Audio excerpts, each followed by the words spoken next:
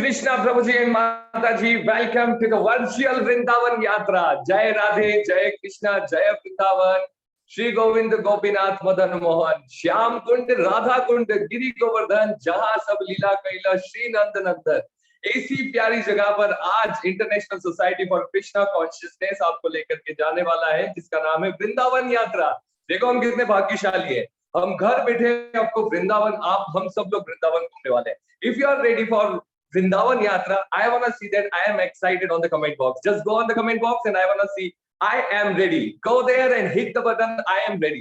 Let me see how many of you are ready for virtual Vrindavan Yatra. आप लोग कितने ज्यादा excited हो? I want to see.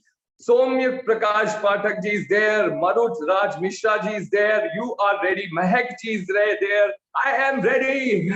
Akshay Samale ji said, I am ready. Subhash Bhosle said, I am ready. Akshita Rai ji says, I am ready. You are there. Mavit Shetty ji, you are there. You are also ready. Sachin Jaiswal ji. And we have Manvit Shetty ji again. Neha Namdev ji. Around 100 people already join our Zoom meeting. और हम इसको record भी कर रहे हैं ताकि हम इसका broadcast भी करने वाले हैं.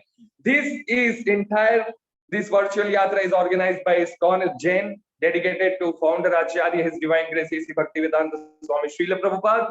And trust me, guess what?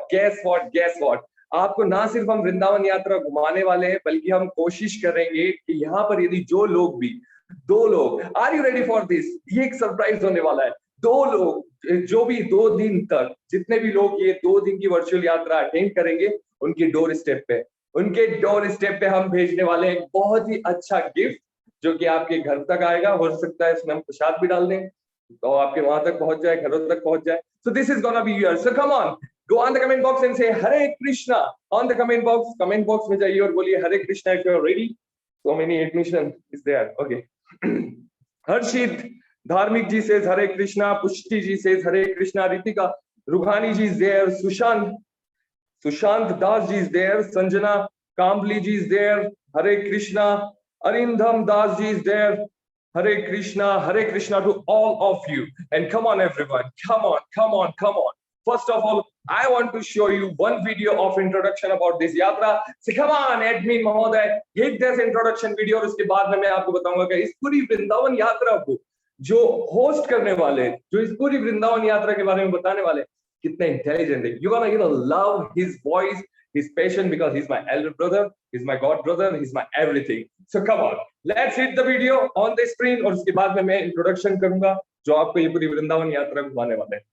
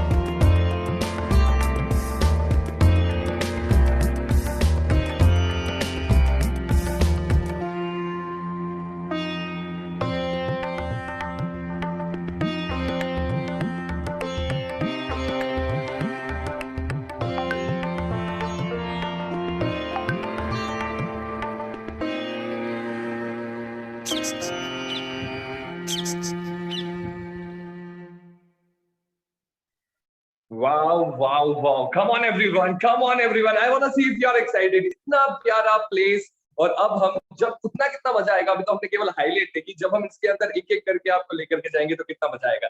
Just go on the comment box if you are excited. I want to see your energy. Come on, go on the comment box. Yes, Rajat Gupta ji, it is amazing. I want to see your comment. If you are excited, just go on there and send the comment. I am excited. I am ready to go Vrindavan. Whatever you want on the, just go on there. Just go on the comment box and say. Neha Namdev ji says yes. Nitin Hengle ji says I am very excited. Yes, we are excited. Srishti ji says amazing. Sanjana ji says I am very excited. And Rohit ji says excited. Yes, you are excited. And now guess what? Guess what? आज के जो host जो आपको इस पूरी virtual Vrindavan यात्रा पर लेकर के जाने वाले हैं, proud to introduce him. Please welcome Prabhuji and Mataji. Ladies and gentlemen, if you are ready for Vrindavan Yatra, just go on the comment box and I want to see I on the comment box. Just hit their I on the comment box. I want to see Amanji, Hare Krishna to you too. Now just go there. Whoa, I'm excited. Dhruji says, Hari Om ji says I. I want to see so many I on the comment box. Vishakha Sahu ji says I. Yes. Shrishti Yadav ji says, I am excited. Yes, we are excited because हम जाने वाले virtual Vrindavan यात्रा पर. Trust me, virtual Vrindavan यात्रा आपको इस Covid से एक सुकून देगी और साथ साथ में एक प्योरिटी और शुद्धता देगी. ट्रस्ट मी, क्योंकि आज हमारे जो होस्ट आने वाले, now it's time to introduce him. Don't forget, जो 2 दिन ये वर्चुअल यात्रा अटेंड करेगा, उनके डोर स्टेप पे हम एक बहुत ही प्यारा गिफ्ट भेजेंगे.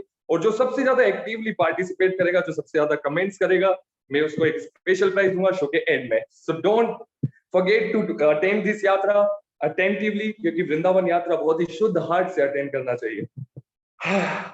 Now, please welcome His Grace Dhirugod Prabhuji, जो कि disciple है His Holiness Bhakti Charu Swami Maharaj के.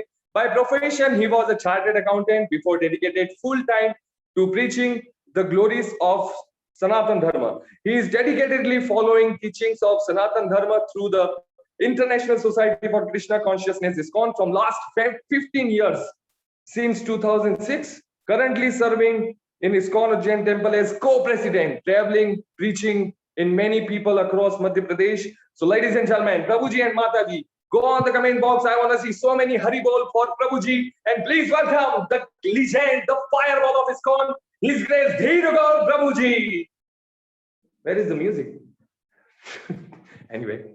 Krishna Karuna Sindhu Dina Bandhu Jagatpate Gopesha Gopika Kanta Radha Kanta Namastute Tapta Kanchana Gaurangi Radhe Vrindavaneshwari Vrishabhanusute Devi Pranamami Hari Priye Vancha Kalpatarubhasya Kripa Sindhubhya Evacha Patitanam Pavanebhyo Vaishnavebhyo Namo Namaha.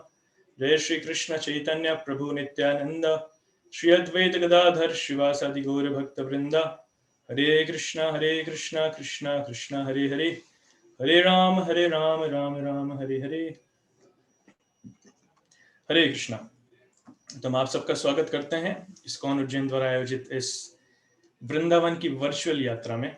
तो ये corona के कारण हमको virtual यात्रा करना पड़ रहा है, अदरवाइज हम सब मिलकर फिजिकली हमारे शरीर वृंदावन जाने का सौभाग्य हमें प्राप्त होता. बट कोरोना की कृपा है कि हम घर बैठकर वृंदावन जाने का भी सौभाग्य प्राप्त हो रहा है. लेकिन इतना ही नहीं, इससे एक्साइटमेंट लेके, इससे इंस्पिरेशन लेके हम लोग वृंदावन जरूर जाएंगे. एक बार कोरोना की स्थिति सेटल डाउन हो जाए, then we all will surely go to Vrindavan. So we welcome all of you. हम आप सबका स्वागत करते हैं इस वर्चुअल यात्रा में. और मेनली उद्दीपन महोत्सव के जो पार्टिसिपेंट्स हैं उनके लिए वर्चुअल यात्रा आयोजित की गई है. तो ये एक आपके लिए सरप्राइज है. इट्स अ बिग सरप्राइज, ऐसा एक्सपेक्टेड नहीं था. सो आप में से कई भक्त लोग डिवाइस में रजिस्टर किए, आप में से कई भक्त लोग गीता रहस्य में अपने भागीदारी दी, और उसके बाद अभी वृंदावन की वर्चुअल यात्रा. इसके बाद भी ढेरों चीजें आपके लिए सरप्राइज हैं जो आने वाली हैं. Our journey does not end here but it is starting from here. हमारी जर्नी यहाँ से चालू हो रही है, it is not ending here. So Vrindavan में actually Vrindavan is a place जहां पर इतने मंदिर हैं जिनको काउंट करना मुश्किल है. कोई कहता है 5000 से ज्यादा मंदिर अकेले वृंदावन में. सो वृंदावन कृष्ण की भूमि है, हम सभी जानते हैं. भारत में ऐसा कोई व्यक्ति नहीं है जो वृंदावन के बारे में नहीं जानता. देखने के लिए, जाने के लिए, भगवान की कृपा प्राप्त करने के लिए ढेरों जगह वहां पर हैं जहां हम जा सकते हैं. भगवान ने अपने अनगिनत पास टाइम्स वहां पर किए हैं, अनगिनत लीलाएं भगवान ने वहां पर की हैं. लेकिन हमारे पास समय थोड़ा सीमित है, इसलिए हम थोड़ी सी जगह जाएंगे. आज हम मेनली जिन जगह जाएंगे वहां पर हम जाएंगे सबसे पहले निधिवन, सबसे पहले कालियादह जहां पर भगवान ने कालिया का वध किया था, उसके बाद निधिवन में ही बांके बिहारी मंदिर, और वहां से हम होते हुए जाएंगे राधा गोकुलानाथ मंदिर, गोकुलानंद मंदिर, राधा गोपीनाथ मंदिर, राधा रमन मंदिर, राधा श्याम सुंदर मंदिर, राधा गोविंद देव मंदिर, राधा दामोदर मंदिर, राधा मदन मोहन मंदिर, और हम सबका प्रिय इस्कॉन मंदिर। सो ये हमारी आज की यात्रा रहेगी, और लेट अस बिगिन। सो इसका इतिहास ये है, एक्चुअली हम जहां भी जाएंगे हमें सुनकर हैरानी होगी कि हर जगह जो मंदिर हैं या फिर भगवान के जो विग्रह हैं उनको स्थापित करने वाले जो लोग हैं, जो भक्त हैं, महान महान ऐसे आचार्य, वो लोग एक्चुअली हमको सबसे पहले उनके बारे में जानना जरूरी है, क्योंकि जब तक उनके बारे में नहीं जानेंगे तब तक उन मंदिरों के बारे में हमें डिटेल्स पता नहीं चल पाएंगे। हम हो सकता है ऐसे देखकर आ जाएंगे आंखों से, लेकिन दैट इज नॉट सफिशिएंट। एक बार his divine grace AC Bhaktivedanta Swami Srila Prabhupada, उनके गुरुजी his divine grace Srila Bhakti Siddhanta Saraswati Thakur, वो वृंदावन में प्रवचन दे रहे थे, तो उनके बहुत सारे शिष्य वहां पर थे। उनमें से कुछ शिष्य जो हैं उनका प्रवचन छोड़कर जाते हैं स्थानीय मंदिर के दर्शन करने। तो वो जब बाद में आते हैं तो भक्ति सिद्धांत महाराज उनसे पूछते हैं कि आप लोग कहाँ गए थे? तो कहते हैं महाराज हम वृंदावन के स्थानीय मंदिर दर्शन करने गए थे। तो भक्ति सिद्धांत महाराज कहते हैं कि अपने गुरु के प्रवचन को छोड़कर स्थानीय मंदिर दर्शन करने जाना, it's simply an exercise of the eyes, ये आंखों की एक्सरसाइज है और कुछ नहीं। सो भगवान के दर्शन, शास्त्र और आचार्य हमें बताते हैं कि भगवान के दर्शन हम आंखों से नहीं, हम हमारे कानों से कर सकते हैं। इसलिए भगवान के भक्तों से सुनना बहुत जरूरी है, और ऐसे भक्त जिन्होंने भगवान के मंदिर को स्थापित किया, भगवान को स्वयं वहां पर आमंत्रित किया, भगवान के विग्रह को उजागर किया, ऐसे भक्तों के बारे में सुना तो और कितना महान है। बिना उनकी कथा के बारे में सुने हम वृंदावन यात्रा पूरी नहीं कर सकते। तो छोटा सा सेशन 5 मिनट हम उस पर बात करेंगे। इसी भगवान कृष्ण इस धरा पर आए थे सन 3228 BC बिफोर क्राइस्ट, मतलब लगभग 5249 साल पहले, आज से 5249 साल पहले। और भगवान कृष्ण आए, हम सभी जानते हैं कि उन्होंने वृंदावन में अद्भुत अद्भुत अद्भुत लीलाएं करी। भगवान का early past time, early life जो है स्टार्टिंग वाला, वो वृंदावन में था। सो भगवान ने वृंदावन में ढेरों पास्ट टाइम्स अपने लीलाएं अपनी करी हैं वहां पर, जिससे भक्तों का मन एकदम, भक्तों का दिल भगवान के चरण कमलों पर एकदम चला जाता है। भगवान इतनी सुंदर लीलाएं इसलिए करते हैं ताकि भक्तों के दिल को वो जीत सके, सबको आकर्षित कर सके कि सब मेरे पास आइए।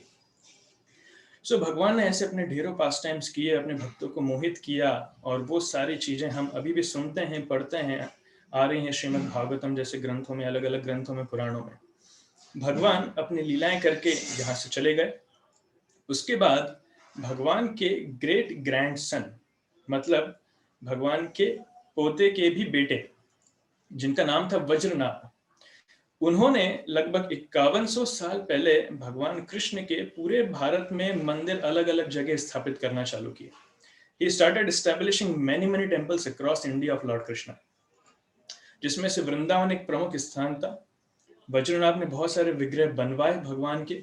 उन्होंने डिस्क्रिप्शन सुना था उनके पूर्वजों से, उनके पिताजी से, उनके दादाजी से। उन्होंने डिस्क्रिप्शन सुनकर भगवान की विग्रह बनवाना चालू किया, और वो विग्रह भारत में पूजित, सेवित होते आ रहे थे। लेकिन कालक्रम के दौरान ये सारे विग्रह, ये सारे मंदिर लुप्त हो गए। कैसे? कुछ दूसरे देश शासक आए, उन्होंने भारत के ऊपर राज किया, कुछ मंदिर तोड़े, हम सब इतिहास जानते हैं। तो ऐसे करके लगभग सभी, मैक्सिमम, सभी नहीं, लगभग मैक्सिमम मंदिर, स्पेशली वृंदावन में, वो सब लुप्त हो गए। और बात आई ऐसे डाउन द लाइन, हम चलते हैं लगभग 535 साल पहले, 550 साल पहले। तब तक वृंदावन में एक भी मंदिर नहीं था, नॉट अ सिंगल प्लेस, एक भी मंदिर नहीं था। किसी को पता नहीं था भगवान ने अपनी लीलाएं कहाँ की हैं, और किसी को कुछ समझ में नहीं आ रहा था। तो उस समय एक बहुत ही महान विशेष व्यक्तित्व, जिनका नाम है श्री चैतन्य महाप्रभु, आप में से बहुत सारे लोग जानते होंगे। चैतन्य महाप्रभु स्वयं भगवान कृष्ण का अवतार हैं। वो यहाँ पर आए थे 535 साल पहले, लगभग 486, सन 486 में। सो चैतन्य महाप्रभु जब आए तब उन्होंने अपनी लीलाएं करी, संकीर्तन आंदोलन को उन्होंने चालू किया और सबसे पहले चैतन्य महाप्रभु वृंदावन गए सन 515 में। 515 में चैतन्य महाप्रभु जब पहली बार वृंदावन गए तो वृंदावन में कुछ नहीं था। वृंदावन सिर्फ किताबों में था, श्रीमद् भागवतम, अन्य पुराण ग्रंथों जैसी किताबों में था। लेकिन अगर लीलाएं देखने जाएंगे तो अभी जो हमको वृंदावन का स्वरूप दिखता है, अरे यहाँ पर ये वन है, वहां पर वो वन है, यहाँ पर ये मंदिर है, वो मंदिर है, ये परिक्रमा मार्ग है, ये गोवर्धन है, किसी को कुछ पता नहीं था क्या है। वो एक साधारण गांव था जहां पर खेती होती थी और कुछ लीला स्थली वहां पर नहीं थी। 1515 में जब चैतन्य महाप्रभु वहां पर गए तब उन्होंने सबसे पहले राधा कुंड और श्याम कुंड ढूंढना चाहा, कहाँ है। तो शास्त्रों के आधार पर महाप्रभु जानते थे कि ये लीला कहाँ हुई है। उस जगह, उस गांव में महाप्रभु गए, गोवर्धन के नजदीक जहां पर राधा कुंड श्याम कुंड होना चाहिए, उस इलाके में महाप्रभु गए और सबसे पूछने लगे राधा कुंड कहाँ है, श्याम कुंड क्या है। तो सब बोले ये क्या है, हमें पता नहीं, ऐसा कुछ यहाँ पर नहीं है। तो ऐसे घूमते घूमते महाप्रभु एक जगह आए जहां पर उन्होंने देखा कि चावल के 2 खेत हैं। उन चावल के खेतों में आसपास हैं और चावल के खेतों में पानी भरा हुआ है और दोनों का पानी आपस में मिक्स हो रहा है। तो महाप्रभु ने जैसे ये जगह देखी, महाप्रभु की दिव्य दृष्टि से महाप्रभु समझ गए, अरे यही तो राधा कुंड और श्याम कुंड है। महाप्रभु स्वयं, चैतन्य महाप्रभु स्वयं कृष्ण है, शास्त्रों में इसके अनेक प्रमाण हैं और अपनी भक्ति के बल पर, अपनी दिव्य शक्ति से महाप्रभु समझ गए, अरे यही तो राधा कुंड श्याम कुंड है।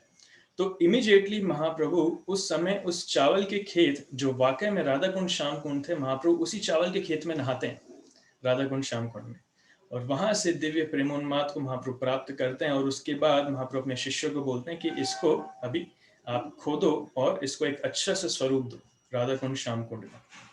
तो हम जो भी स्वरूप देख रहे हैं, ये धीरे धीरे स्वरूप अभी तक ऐसा होते हुए आया है। इतना पक्का राधा कुंड श्याम कुंड हम जो स्वरूप देखते हैं, ये अभी धीरे धीरे आया है। उस समय 1515, लगभग 500 साल पहले, ये सिर्फ चावल के खेत थे।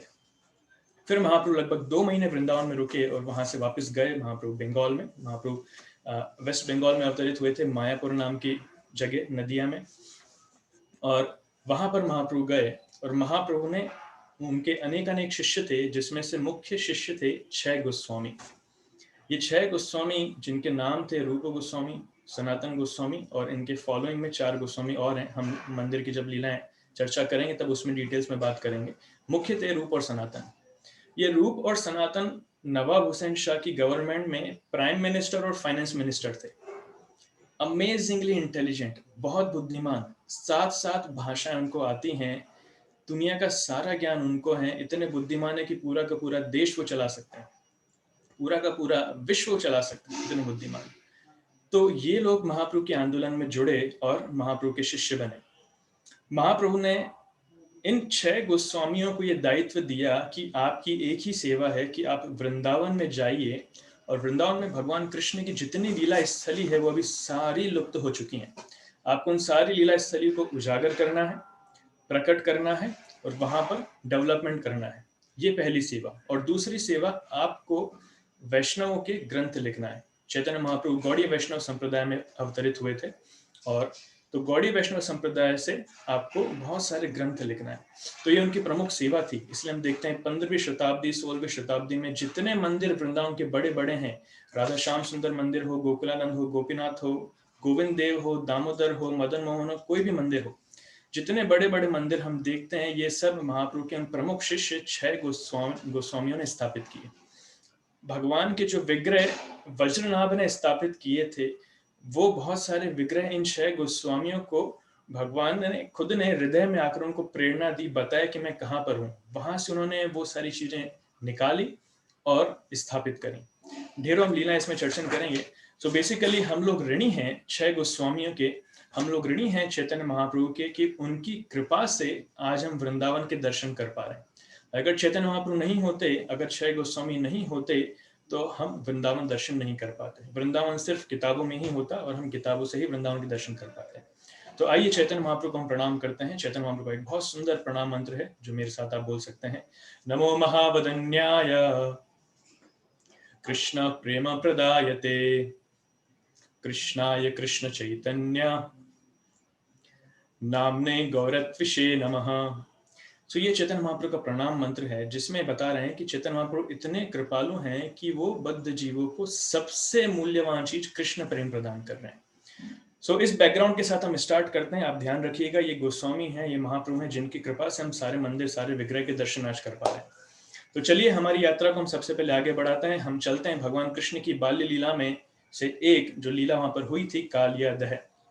भगवान कृष्ण ने कालिया सांप को जहां मारा था, वो पर्टिकुलर जगह, उस जगह हम चलते हैं। ये लीला लगभग 5300 साल पहले, हम जानते हैं जैसे भगवान कृष्ण अवतरित हुए थे। सो 5200 साल, 5250 साल पहले वहां पर ये लीला हुई थी। और कालिया दह की लीला बहुत फेमस है। सभी जानते हैं कि भगवान जब छोटे थे, 7-8 साल के, उस समय यमुना नदी में एक बार ये भयानक सांप कालिया आ गया था। उसके अनंत हुड्स थे, फन थे, अनंत फन थे, और अपने सारे फनों से वो विष निकालता था। तो उसके प्रभाव से उसके साथ उसकी पूरी फैमिली भी वहां पर आ गई थी। तो इतना विष उस पर्टिकुलर लेक में हो गया था, उस यमुना नदी में, वहां पर एक छोटा सा लेक बन गया था। इतना विष उसमें हो गया था कि उससे भाप जो निकल रही थी, उस भाप के कारण ऊपर उड़ने वाले पक्षी मर के गिर रहे थे। सो इसकी भी लीला है कि कालिया यहाँ पर क्यों आया था, क्योंकि वो एक श्राप से ग्रसित था, और उस श्राप से मुक्त होने के लिए एक ही जगह उसको शरण मिली थी जहां पर गरुड़ जनरली नहीं आते हैं, वो है यमुना। तो यहाँ पर वो आया था। सो यहाँ पर एक बार भगवान अपने ग्वाल बालों के साथ अपनी गाय चराने के लिए लेके गए थे। सो वहां पर ये गाय जो है इस यमुना नदी में इस जहरीले पानी को पीती हैं, और वहां पर वो अपने प्राण त्याग देते हैं।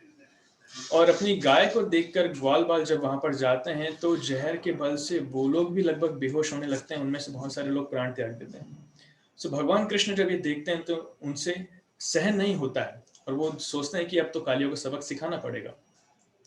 सो भगवान कृष्ण एक पेड़ पर वहां पर चढ़ते हैं, जो पेड़ आपको भी स्क्रीन पर दिखाया जाएगा। एक बहुत ही विशेष वृक्ष है जो अभी तक है। वो वृक्ष पिछले 5200-5300 साल से है। So that tree is there.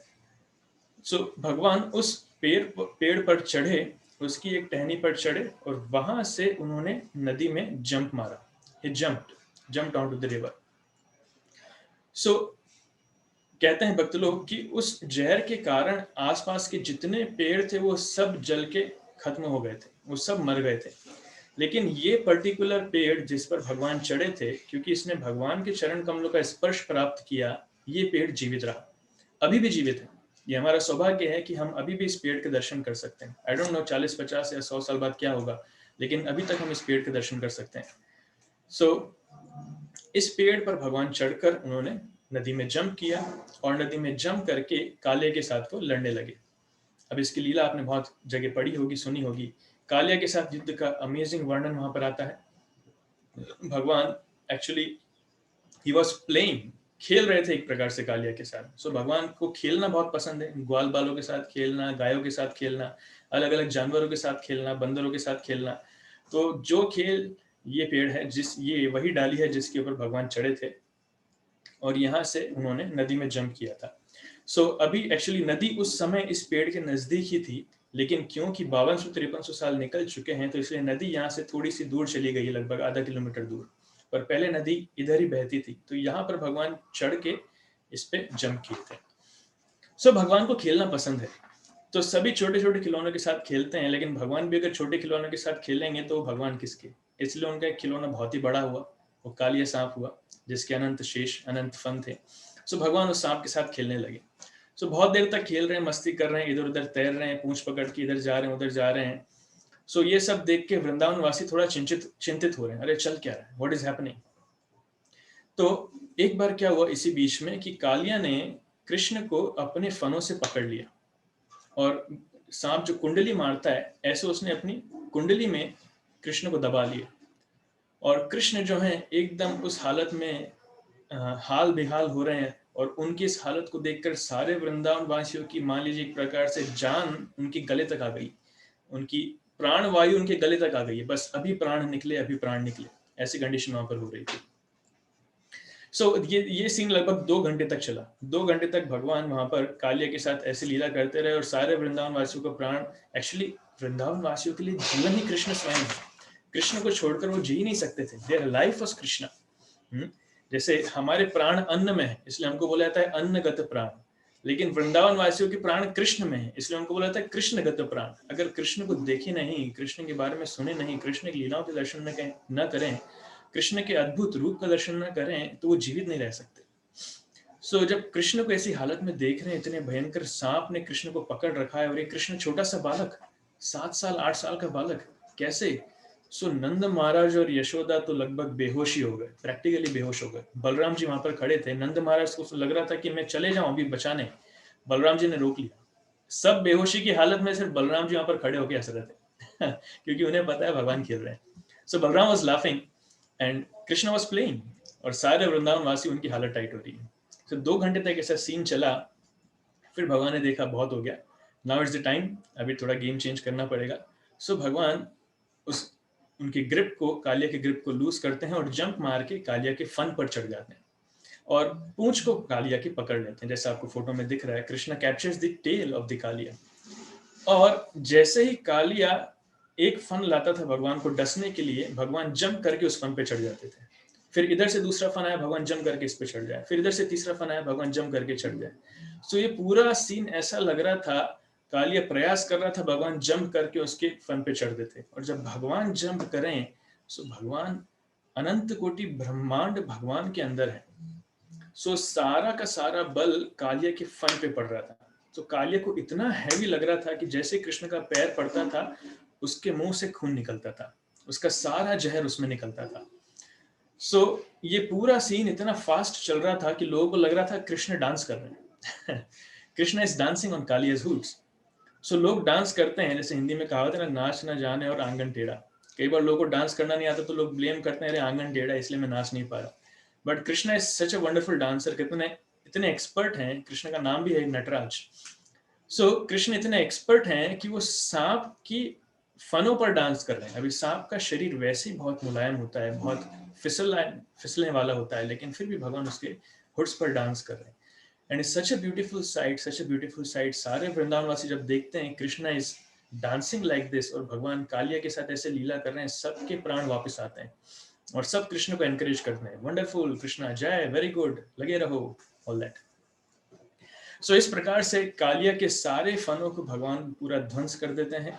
सारे फनों से जहर उस समय निकल जाता है और कालिया जो है इतना अहंकारी था अपनी शक्ति के बल पर, तो अभी कालिया वहां पर कंट्रोल में आ जाता है और उसकी मरने जैसी स्थिति वहां पर हो जाती है।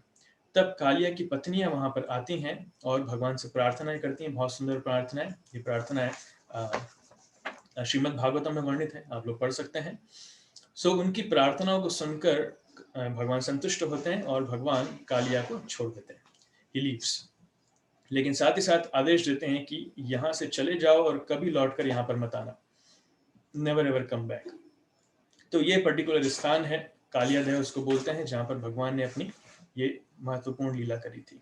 सो इससे हमें सीखने को मिलता है, अगर हम एक साधारण सा सांप हमारे सामने आ जाए तो हम हमारी दुम दबाकर भाग जाते हैं, लेकिन what makes Krishna the God, कि भगवान कभी किसी से डरते नहीं, लेकिन भगवान बड़े से बड़े कष्टों को बड़ी आसानी से पार कर लेते हैं। He can dance on the difficulties and difficulties make us dance. परेशानियां हमें नचवा देती हैं, लेकिन भगवान परेशानियों के ऊपर नाचते हैं इसलिए भगवान का नाम नटराज है। So this is Kaliyadeh. अभी हम यहाँ से चलते हैं, which is most awaited site, that is Nidhivan. So Nidhivan आप सभी जानते हैं, it's a very famous place जहाँ पर भगवान ने अपनी रास लीला करी थी। So if you have a video, can we see the video first? हम एक वीडियो देख सकते हैं निधिवन के बारे में, और इसी बीच में यमुना के दर्शन भी आपको मिल रहे होंगे। So yeah we can have the video first about Nidhivan, then we can discuss.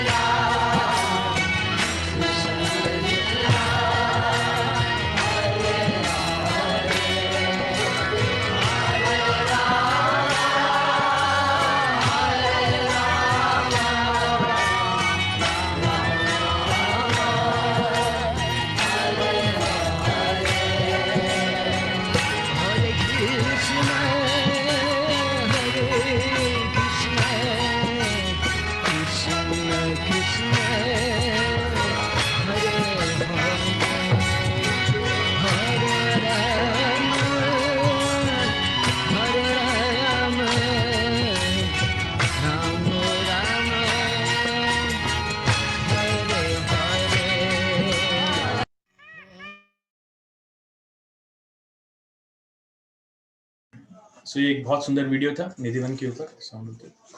सो वृंदावन में हम जानते हैं 12 वन है, उन 12 वनों में से एक वन है निधिवन। और ये निधिवन इसलिए फेमस है क्योंकि यहाँ पर भगवान की रासलीला जो होती थी काफी बार हुई थी। और विशेषकर निधिवन वो जगह है जहाँ पर एक बार जब कृष्ण और गोपियां राधा रानी सब रासलीला कर रहे थे, तो वहां पर गोपियों के मन में, राधा रानी के मन में भी एक अहंकार आ गया था, देखो हम कितने विशेष हैं कि भगवान हमारे साथ नृत्य कर रहे हैं, हम इतने महान भक्त हैं, हम इतने विशेष हैं कि कृष्ण हमारे साथ नृत्य कर रहे हैं, हमने एक प्रकार से कृष्ण को कंट्रोल कर लिया। तो जैसे ही भगवान ये फीलिंग्स अपने भक्तों के हृदय में सेंस करते हैं तो समझ जाते हैं कि ये सही नहीं है, मेरे भक्तों के हृदय में अहंकार नहीं होना चाहिए। कृष्ण चाहते हैं कि मेरे भक्त विनम्र हो। चैतन्य महाप्रभु बोलते हैं, एक बहुत ही सुंदर श्लोक चैतन्य महाप्रभु अपने शिक्षाओं में बोलते हैं, कहते हैं तृणादपि सुनीचेन तरोरिव सहिष्णुना अमानिना मानदेन कीर्तनीय सदा हरि। महाप्रभु अपने भक्तों में 4 विशेष गुण देखना चाहते थे। क्या कि एक तो वो विनम्र होने चाहिए, घास से भी ज्यादा विनम्र। दूसरा, पेड़ जितने वो सहिष्णु होने चाहिए, पेड़ जितना सहन कर सकता है उतना मेरे भक्तों को भी सहन करना चाहिए। तीसरा, मेरे भक्त लोग इतने विशेष हैं कि वो खुद के सम्मान के लिए कभी काम नहीं करते, उनमें खुद के सम्मान प्राप्त करने की इच्छा नहीं है, लेकिन सभी दूसरों को सम्मान देना चाहते हैं। चौथा गुण ये है कि दूसरों को सम्मान देते हैं। तो ये 4 गुण अगर किसी भक्त में आ जाएं तो वो कृष्ण को बहुत प्रिय हो जाता है, और वैसा भक्त हमेशा भगवान का नाम ले सकता है और नाम में आनंद ले सकता है। चैतन्य महाप्रभु की शिक्षा थी। सो कृष्ण जब ये देखते हैं कि मेरे भक्तों में सर्वश्रेष्ठ भक्त हैं गोपियां और राधा रानी, लेकिन उनके मन में भी थोड़ा थोड़ा ये अहंकार का भावना कि हम विशेष हैं, ये तो शोभा नहीं देता। इसलिए जैसे ही वो सोचते हैं, आधी रात में भगवान रासलीला के बीच में से इसी निधिवन में गहरे घने जंगल में भगवान वहां से गायब हो जाते हैं। वो सारी गोपियों को, राधा रानी को वहां पर अकेला छोड़कर भगवान वहां से गायब। और गोपियां ढूंढ रही हैं पूरे जंगल में, इधर उधर भगवान को ढूंढ रही हैं, कहाँ है कृष्ण, कहाँ है कृष्ण। पेड़ों से पूछ रही हैं, जानवरों से पूछ रही हैं, तुमने कृष्ण को देखा क्या, तुमने कृष्ण को देखा क्या। कृष्ण लीलाओं को स्मरण कर करके गोपियां जो हैं एकदम उनका उत्साह खत्म नहीं हो रहा है, और साथ ही साथ उनकी चिंता बढ़ती जा रही है। जंगल गहरा होता जा रहा है, गहरा होता जा रहा है, लेकिन कृष्ण उन्हें मिल नहीं रहे। अब धीरे धीरे उनको अपनी गलती समझ में आई, अरे बाप रे क्या गलती हो गई कि हमने सोचा कि हम विशेष हैं, कि हम कृष्ण के साथ, कृष्ण हमारे साथ नृत्य कर रहे हैं। जैसे ये भावना हमारे हृदय में आई, कृष्ण गायब हो गए। तो उन्हें अपनी गलती समझ में आई और उन्हें अपनी गलती पर पछतावा होने लगा। ऐसा करके जब भगवान को सुंदर प्रार्थनाओं से पुकारने लगी, जिन्हें गोपी गीत कहते हैं, हमारे परम आराध्य गुरु महाराज श्री श्रीमद् भक्ति चालू स्वामी गुरु महाराज इस गोपी गीत को बहुत सुंदर तरीके से गाते थे। तव कथामृतम तप्त जीवनम, ये वाले श्लोक से वो चालू होता है। सो ये गोपी गीत इतनी सुंदर प्रार्थनाएं हैं, इतना मधुर प्रार्थनाएं हैं। जब ये प्रार्थनाएं गोपियां वहां पर भगवान को अर्पित करती हैं, तब इन प्रार्थनाओं को सुनने के बाद भगवान वहां पर दोबारा प्रकट हो जाते हैं, और फिर वो रासलीला पास्ट टाइम वहां पर कंटिन्यू होता है। सो ये निधिवन ऐसी जगह है जहां पर आज तक भगवान की लीलाएं चल रही हैं। आपने ढेरों इसके बारे में खबरें सुनी होंगी, ढेरों वीडियोस भी देखे होंगे कि यहाँ पर जो मंदिर है, रात को भगवान, गोपियां, राधा रानी सब वहां पर आते हैं, अपने रासलीला पास टाइम करते हैं, और उस मंदिर के अंदर बिस्तर की चादर बिगड़ी हुई दिखती है, पान खाया हुआ दिखता है, अलग अलग जो भगवान की सेवा के लिए सामग्री रखी होती है वो सारी ऐसा लगता है किसी ने यूज किया। हालांकि उस मंदिर में बाहर से बहुत सारे लॉक लगा देते हैं। हर दिन ये होता है, हर दिन प्रैक्टिकली। तो ये जो पेड़ आपको दिख रहे हैं, ये पेड़ ऐसा लगेगा आपस में एक दूसरे को गले लगा रहे हैं। या दूसरा वाला फोटो, ये पेड़ आपको जो दिख रहे हैं ऐसा लगेगा आपस में एक दूसरे को गले लगा रहे हैं। सो ये सब वाकई में गोपियां हैं। ये ऐसा कहते हैं कि ये पेड़ रात में गोपियां बन जाते हैं और भगवान के साथ यहाँ पर नृत्य होता है इनका। सो ये निधिवन है, और इस निधिवन में एक विशेष कुंड है जो आपको वीडियो में दिखा था, जिसका नाम है विशाखा कुंड। और ये विशाखा कुंड ही वो जगह है जहाँ पर बांके बिहारी जी के विग्रह प्राप्त हुए थे। बांके बिहारी जी का जो मंदिर है, जो बहुत ही फेमस मंदिर है वृंदावन में, यहाँ पर इस निधिवन में से, विशाखा कुंड में से, इसके पास में से वो भगवान के विग्रह प्राप्त हुए थे। और भगवान के बहुत ही विशेष भक्त हैं जिनका नाम है हरिदास, स्वामी हरिदास। उन्हें ये विग्रह प्राप्त हुए थे और उन्होंने विशाखाकुंड के नजदीक ही बांके बिहारी मंदिर को स्थापित करवाया, जहां पर उनकी बहुत अद्भुत सेवा हो रही है। सो बांके बिहारी मंदिर बहुत फेमस है, ये उसका वीडियो है। इससे पहले एक छोटा सा वीडियो हमारा छूट गया था कालिया दह के बारे में, अगर हम उस वीडियो को देख सकते हैं, जस्ट 2 मिनट्स वीडियो। फिर हम उसके बाद आगे बढ़ते हैं। Next we will go to Radha Gokulanand mandir. So we have this small video on Kaliya Dah. और साथ में यमुना नदी, कालिया दह और यमुना। कृष्ण कृष्ण हरे हरे हरे राम हरे राम राम हरे हरे हरे कृष्ण हरे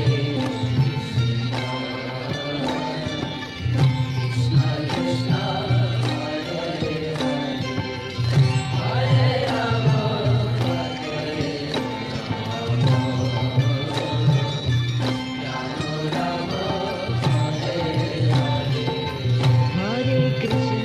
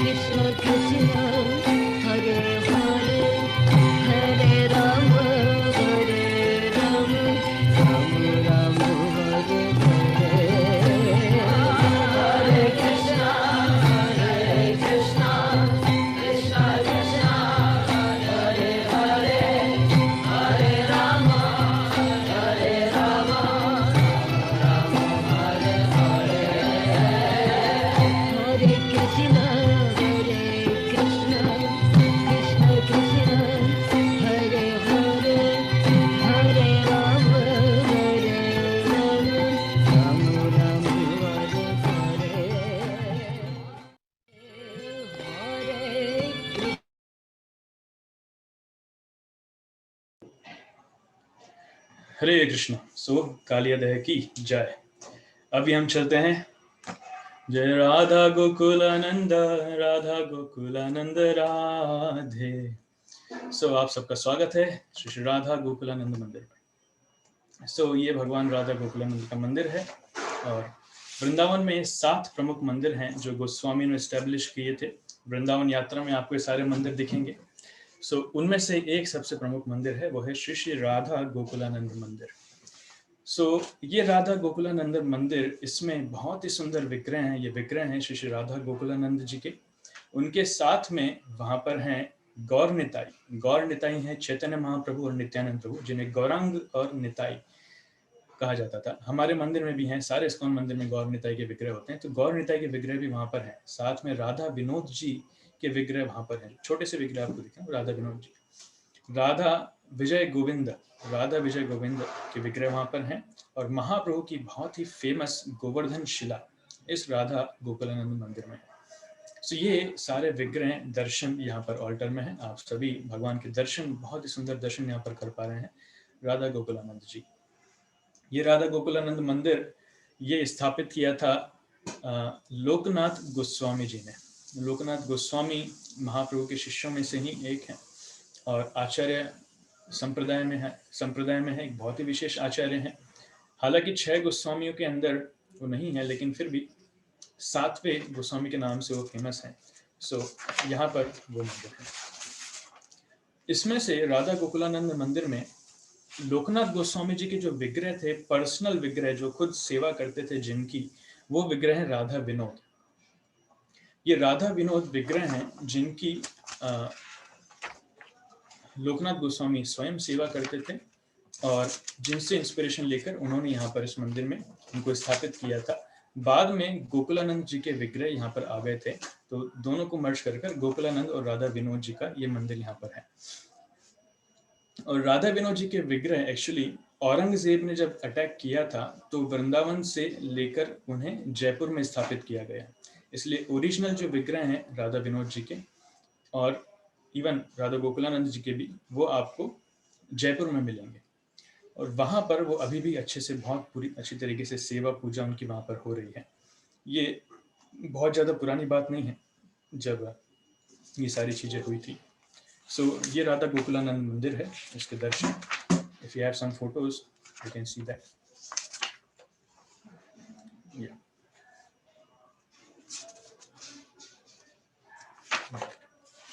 ओके, अभी हम राधा गोकुलानंद मंदिर के बाद चलते हैं राधा गोपीनाथ मंदिर। जय राधा गोपीनाथ राधे। सो राधा गोपीनाथ मंदिर अपने आप में बहुत ही विशेष मंदिर है, नाम से ही क्लियर है। गोपीनाथ मंदिर, गोपीनाथ मतलब गोपियों के स्वामी। सो कृष्ण गोपियों के स्वामी हैं। सो ये गोपीनाथ मंदिर जो है, एक्चुअली 3 विग्रह हैं, मदन मोहन, गोपीनाथ और गोविंद जी।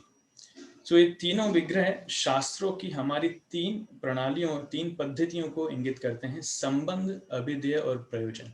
मदन मोहन विग्रह जो है वो संबंध को स्थापित करते हैं और अभिधेय हैं वो है गोविंद देव और प्रयोजन है वो है गोपीनाथ। सो भक्ति में 3 स्टेप्स हमारी हैं। संबंध मतलब सबसे पहले हम भगवान से हमारे संबंध स्थापित करते हैं, दैट इनिशियल प्रोसेस, स्टार्टिंग की प्रोसेस, वो संबंध है, तो वो मदन मोहन विग्रह है। उसके बाद जब हम प्रक्रिया चालू करते हैं, भक्ति करना चालू करते हैं, वो अभिधेय है। अभिधेय के लिए हमारे पास गोविंद देव जी के विग्रह हैं। और जब हम उस भक्ति में परफेक्शन प्राप्त कर लेते हैं, द परफेक्शन इज भगवान गोपीनाथ। सो गोपीनाथ जो हैं वो परफेक्शन के विग्रह हैं, दैट इज राधा गोपीनाथ। ये राधा गोपीनाथ मंदिर ये भी 7 प्रमुख मंदिरों में से एक है। विशेषकर आज हम 7 प्रमुख मंदिर ही लेंगे। ये मंदिर एक्चुअली, ये जो विग्रह हैं राधा गोपीनाथ के, ये वज्रनाभ ने 5000 साल पहले स्थापित किए थे। वज्रनाभ के बारे में हमने सुना और काल के प्रभाव में ये विग्रह वहां से लुप्त हो गए थे। बाद में ये विग्रह कैसे प्रकट हुए उसकी बहुत सुंदर कथा है।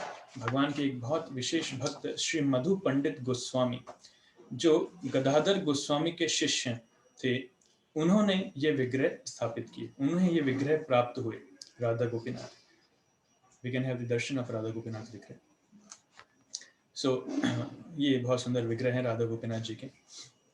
सो मधु पंडित जी को ये विग्रह वहां पर प्राप्त हुए और कैसे हुए उसकी बहुत सुंदर कथा है कि मधु पंडित गोस्वामी जब वृंदावन में आए थे तब वो गोपीनाथ के विग्रह को बहुत ढूंढ रहे थे, कहाँ गोपीनाथ के विग्रह होंगे, कहाँ होंगे।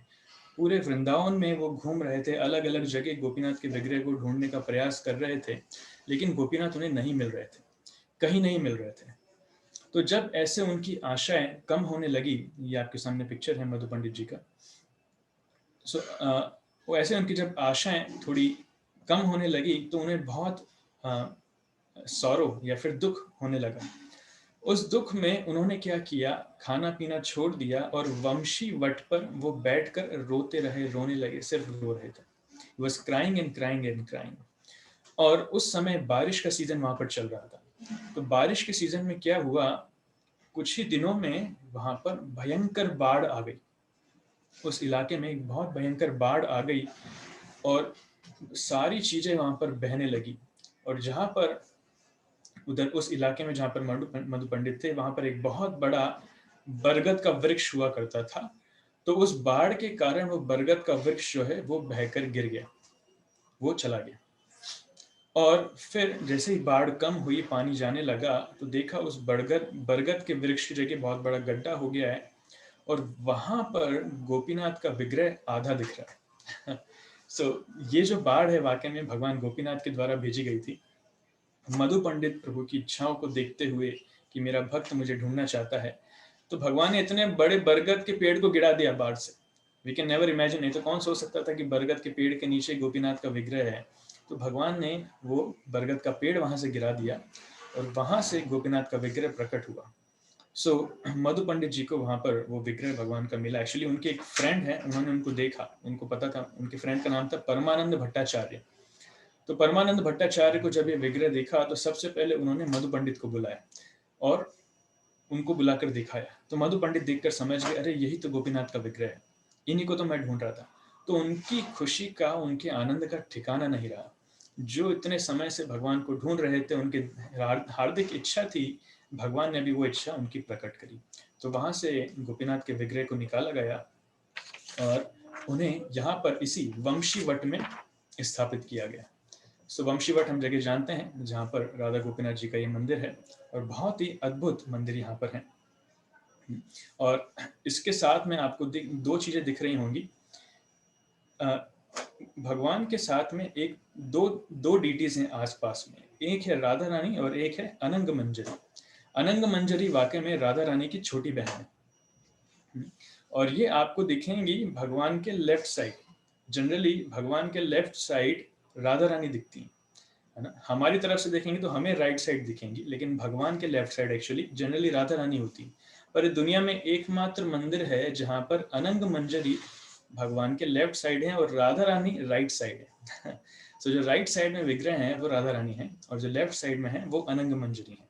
सो अनंग मंजरी भगवान राधा रानी की छोटी बहन है और जैसे नाम से क्लियर है मंजरी है। मंजरी होने के नाते ये राधा रानी को असिस्ट करती हैं भगवान की सेवा करने में।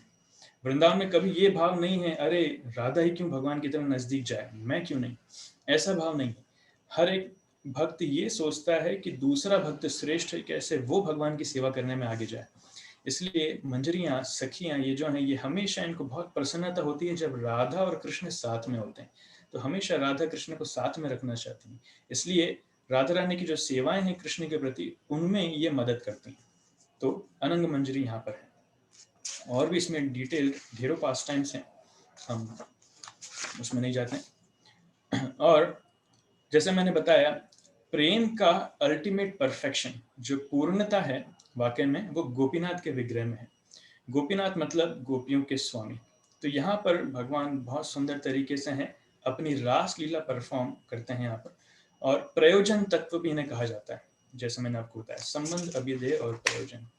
सो ये है राधा गोपीनाथ। एक्चुअली हमारे पास एक कंबाइंड वीडियो है इन सारे टेम्पल्स का, तो हम इन सब का एक बार छोटा सा डिस्क्रिप्शन देकर हम आगे चलेंगे, उस वीडियो को दिखाएंगे।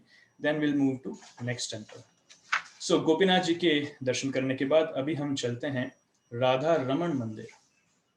श्री राधा रमण भगवान की जय। जय राधा रमण राधे। सो Radha Raman Mandir, no need to give description, ये हमारा सौभाग्य है कि भगवान का गुणगान करने का हमें मौका यहाँ पर मिल रहा है। So let us enter. अभी हम प्रवेश करते हैं राधा रमण मंदिर में, दुनिया के सर्वश्रेष्ठ, दुनिया के सबसे सुंदर भगवान की विग्रह जो है राधा रमन विग्रह। और ये सबको पता है कि राधा रमन वो विग्रह हैं जो अपने आप प्रकट हुए, उन्हें किसी ने कार्य नहीं किया है। दूसरे विग्रह तो ठीक है, वज्रनाभ ने बनवाए थे, लेकिन राधा रमन ऐसे विग्रह हैं जिनके ऊपर किसी व्यक्ति का हाथ नहीं लगा है। स्वयं भगवान ने अपने आप को प्रकट किया राधा रमन के रूप में। सो राधा रमन जी का मंदिर का जो रूट है वो बहुत दूर नहीं है, केशी घाट पर है। वंशीवट से हम केशी घाट की तरफ अभी चले गए। सो राधा रमन मंदिर जो बनाया था, ये बनवाया था गोपाल भट्ट गोस्वामी ने। गोपाल भट्ट गोस्वामी महाप्रभु के 6 गोस्वामियों में से प्रमुख, और ये भी वृंदावन के 7 मंदिरों में से एक प्रमुख मंदिर है। गोपाल भट्ट गोस्वामी, उन्होंने ये मंदिर बनवाया था। सो नाम है हालांकि राधा रमन, लेकिन आपको राधा रानी का विग्रह यहाँ पर नहीं दिखेगा, यहाँ पर सिर्फ भगवान का विग्रह दिखेगा।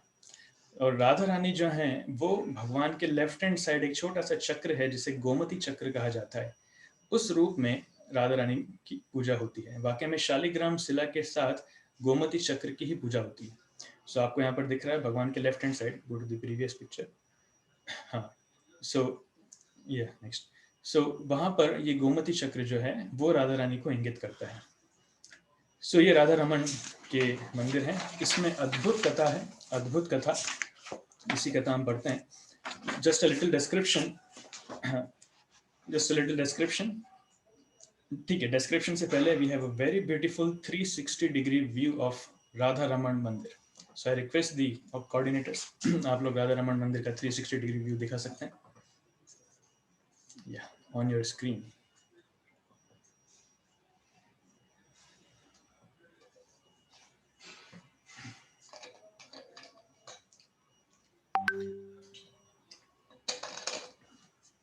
ये राधा रमन जी का कोर्टयार्ड है। लास्ट टाइम हम लोग जो यहाँ पर गए थे, एक्चुअली ऐसी अद्भुत जगह है जहाँ पर भगवान की प्रसन्नता के लिए विश्व से सारे कलाकार आकर भगवान के सामने प्रस्तुति देते हैं। आप इंटरनेट पे देखेंगे तो आपको हेमा मालिनी की भी यहाँ पर बहुत सारी प्रस्तुतियां मिलेंगी। भगवान के सामने आकर वो अपना नृत्य पेश करती हैं भगवान की प्रसन्नता के लिए। बहुत ही सुंदर यहाँ पर जो कीर्तन होता है, यहाँ पर जो सेवा पूजा का स्टैंडर्ड है, भगवान का डेकोरेशन का जो स्टैंडर्ड है, सारा अद्भुत है। और श्रील प्रभुपाद जी 1967 में जब यहाँ पर आए थे अपने शिष्यों के साथ पहली बार वृंदावन में, शिष्यों को लेकर पहली बार वृंदावन में, तो उन्होंने राधा रमन मंदिर दिखाया था और कहा था कि यहाँ से सीखो कि भगवान की सेवा पूजा कैसे की जाती है। सो यहाँ से सीखने के लिए कहा था। तो राधा रमन मंदिर के जो पुजारी हैं वो अभी भी श्रील प्रभुपाद को जानते हैं, उन्हें याद करते हैं और इस्कॉन के भक्तों का बहुत सम्मान करते हैं। तो राधा रमन जो विग्रह हैं ये एक्चुअली लगभग 10 इंच के विग्रह हैं। इट्स 10 इंचेस ओनली, बहुत ही छोटे विग्रह हैं लेकिन बहुत ही सुंदर, one of the most attractive. Actually इनकी विशेषता ये है, जैसे संबंध अभिधेय प्रयोजन के बारे में हमने बताया, तो तीनों विग्रह का कंबाइंड फॉर्म यहाँ पर राधा रमन में है। श्री राधा रमन जी की जय। तो गोविंद देव जी का जो मुख है वो राधा रमन में है। राधा रमन का जो मुख है वो गोविंद देव जी के मुख से मिलता है। राधा रमन जी का जो चेस्ट है, छाती है, वो गोपीनाथ से मिलती है। और राधा रमन जी के जो पैर हैं वो मदन मोहन से मिलते हैं। तो ऐसा कहते हैं जिन्होंने ये तीनों विग्रह के दर्शन कर लिए उन्हें भगवान के पूर्ण दर्शन हो गए। सो जो भी इन तीनों विग्रह के दर्शन कर लेता है उन्हें भगवान के पूर्ण दर्शन हो गए। और उसका शॉर्टकट क्या है, जो राधा रमन के दर्शन कर लेगा उसने भगवान के साक्षात दर्शन कर लिए। तो ये आप सबका सौभाग्य है, आप सबके सामने आपकी स्क्रीन पर भगवान राधा रमन स्वयं विराजित हैं। अपनी आंखों के माध्यम से भगवान को अपने हृदय की गहराइयों में आप उतार सकते हैं और जितना गले लगा सकते हैं, जितनी पूजा कर सकते हैं, जितनी सेवा कर सकते हैं उतनी सेवा कर लीजिए। राधा रमन भगवान की जय। तो इनकी कथा ये है, एक्चुअली गोपाल भट्ट गोस्वामी जब यहाँ पर थे तो कुछ सालों तक वो षड गोस्वामी के अंडर, विशेषकर रूप सनातन के अंडर में वो शिक्षाएं ले रहे थे। और बहुत सालों की शिक्षा के बाद और अपने लेखन कार्य के बाद वो पुस्तकें बहुत लिखा करते थे। हमारे गौड़ीय संप्रदाय में गोपाल भट्ट गोस्वामी के द्वारा लिखी हुई काफ़ी पुस्तकें हैं। सो उन्होंने सोचा कि ठीक है, अभी मेरा पढ़ने का कार्य और लेखन का कार्य पूर्ण हो चुका है, अभी मुझे हिमालय की तरफ, मुक्तिनाथ की तरफ जाना चाहिए, यात्रा करना चाहिए। उनके मन में इच्छा थी, मुक्तिनाथ जो हिमालय पे है वहाँ पर वो यात्रा करने जाना चाहते थे। वहाँ पर भगवान विष्णु का एक बहुत ही फेमस मंदिर है और विशेषकर नेपाल के पास में ये मंदिर आता है। और वहाँ पर एक नदी बहती है जिसका नाम है गंडकी नदी। ये गंडकी नदी मुक्तिनाथ से बहती है और ये गंडकी नदी फेमस है जिसमें शालिग्राम शिलाएं हमें मिलती हैं। सारी शालिग्राम शिलाएं उस गंडकी नदी में प्राप्त होती हैं। सो एक बार गोपाल भट्ट गोस्वामी वहां पर गंडकी नदी में स्नान करने गए और स्नान करके, कैसे स्नान करते थे, अभी हम लोग जैसे स्नान करते हैं एकदम बढ़िया डाइव मारो और तैरना चालू कर दो, यहाँ हाथ पैर यहाँ पैर, नहीं, ऐसा नहीं करना चाहिए। वो वाकई में नदी का अपमान होता है। पूरे श्रद्धा के साथ, सम्मान के साथ, शालीनता के साथ स्नान करना चाहिए। तो गोपाल भट्ट गोस्वामी वहां पर अपना कमंडलू लेके गए थे, उस नदी में बैठकर ही कमंडलू से वो स्नान कर रहे थे। और डुबकी भी भक्त लोग ले सकते हैं, लेकिन अभद्र व्यवहार नहीं करना चाहिए, ज्यादा जोर से पैर मारना, हाथ मारना, वो सब नहीं करना चाहिए। सो कमंडलू से गोपाल भट्ट गोस्वामी स्नान वहां पर कर रहे थे। तो हुआ ऐसे, जैसे ही उन्होंने कमंडलू से पानी भरा तो नदी का प्रवाह ज्यादा था, तो उस कमंडलू में वहां पर कुछ शालिग्राम शिलाएं वहां पर आ गई। तो जैसे सिर पर डालने वाले थे, उन्होंने देखा इसमें तो कुछ शालिग्राम शिलाएं हैं। तो उन्होंने क्या किया, ठीक है, हो गया, हो सकता है नदी के प्रवाह के कारण ये शालिग्राम आ गई होंगी, तो उन्होंने वहीं पर दोबारा नदी में उनको डाल दिया। फिर खाली करके दोबारा कमंडलू भरा। जब दोबारा भरा तो दोबारा शालिग्राम आ गई, तो थोड़ा विस्मित हो गए, लेकिन फिर भी उन्होंने उन शालिग्राम को दोबारा नदी में डाल दिया और तीसरी बार कमंडलू भरा। जब तीसरी बार कमंडलू भरा तब देखा कि तीसरी बार भी शालिग्राम शिलाएं उसमें आ गई, बहुत सारी शालिग्राम शिलाएं उसमें आ गई। तब जब ये 3 बार चीज रिपीट हुई तब उन्हें समझ में आ गया कि ये भगवान का कुछ विशेष प्रयोजन है। हो सकता है भगवान चाहते हैं कि मैं भगवान की सेवा इन शालिग्राम शिला के माध्यम से करूं। एक्चुअली शालिग्राम शिला भगवान से अभिन्न है। भगवान का जो विग्रह शालिग्राम के रूप में है, आपकी फोटो स्क्रीन पर आपको दिख रहा होगा, ये सब शालिग्राम शिलाएं, ये सब जीवित हैं, दे आर ऑल लिविंग। ये भगवान स्वयं है। शास्त्रों में वर्णन है कि शालिग्राम शिला में और भगवान कृष्ण में या भगवान विष्णु में कोई अंतर नहीं है। इसलिए भक्त लोग भगवान शालिग्राम शिला की पूजा कृष्ण के समान करते हैं। हर मंदिर में, जहाँ विष्णु मंदिर है, कृष्ण मंदिर है, हर जगह आपको शालिग्राम शिला मिलेगी। हमारे उज्जैन में भी आपको शालिग्राम शिला जरूर मिलेगी। तो तीसरी बार जब उन्हें यहाँ पर ऐसा लगा, तो उन्हें लगा कि भगवान का ये निर्देश है, भगवान का इंडिकेशन है कि मैं उनकी पूजा शालिग्राम के माध्यम से करूं। तो उन्होंने उन शालिग्राम को उठाया, एक कपड़े में बांधकर अपने गले में लटकाया, अपना स्नान पूर्ण किया और आ गए। और उसके बाद शालिग्राम शिला को वो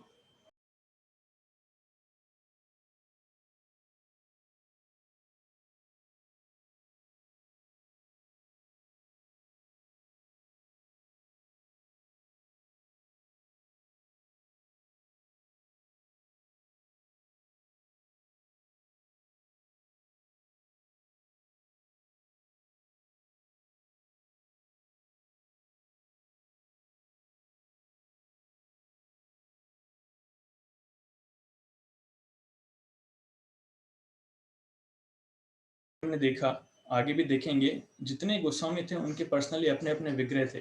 जैसे सनातन गोस्वामी के विग्रह थे श्री राधा मदन मोहन, ऐसे जितने गोस्वामी हैं सबके अपने विग्रह हैं। तो फेस्टिवल्स के दौरान ये गोस्वामी क्या करते हैं, सभी अपने विग्रह को बहुत अच्छे बहुत सुंदर तरीके से प्रेम से सजाते हैं। उन्हें कपड़े पहनाएंगे, उन्हें हार पहनाएंगे, उन्हें नहलाएंगे, तिलक लगाएंगे, श्रृंगार करेंगे।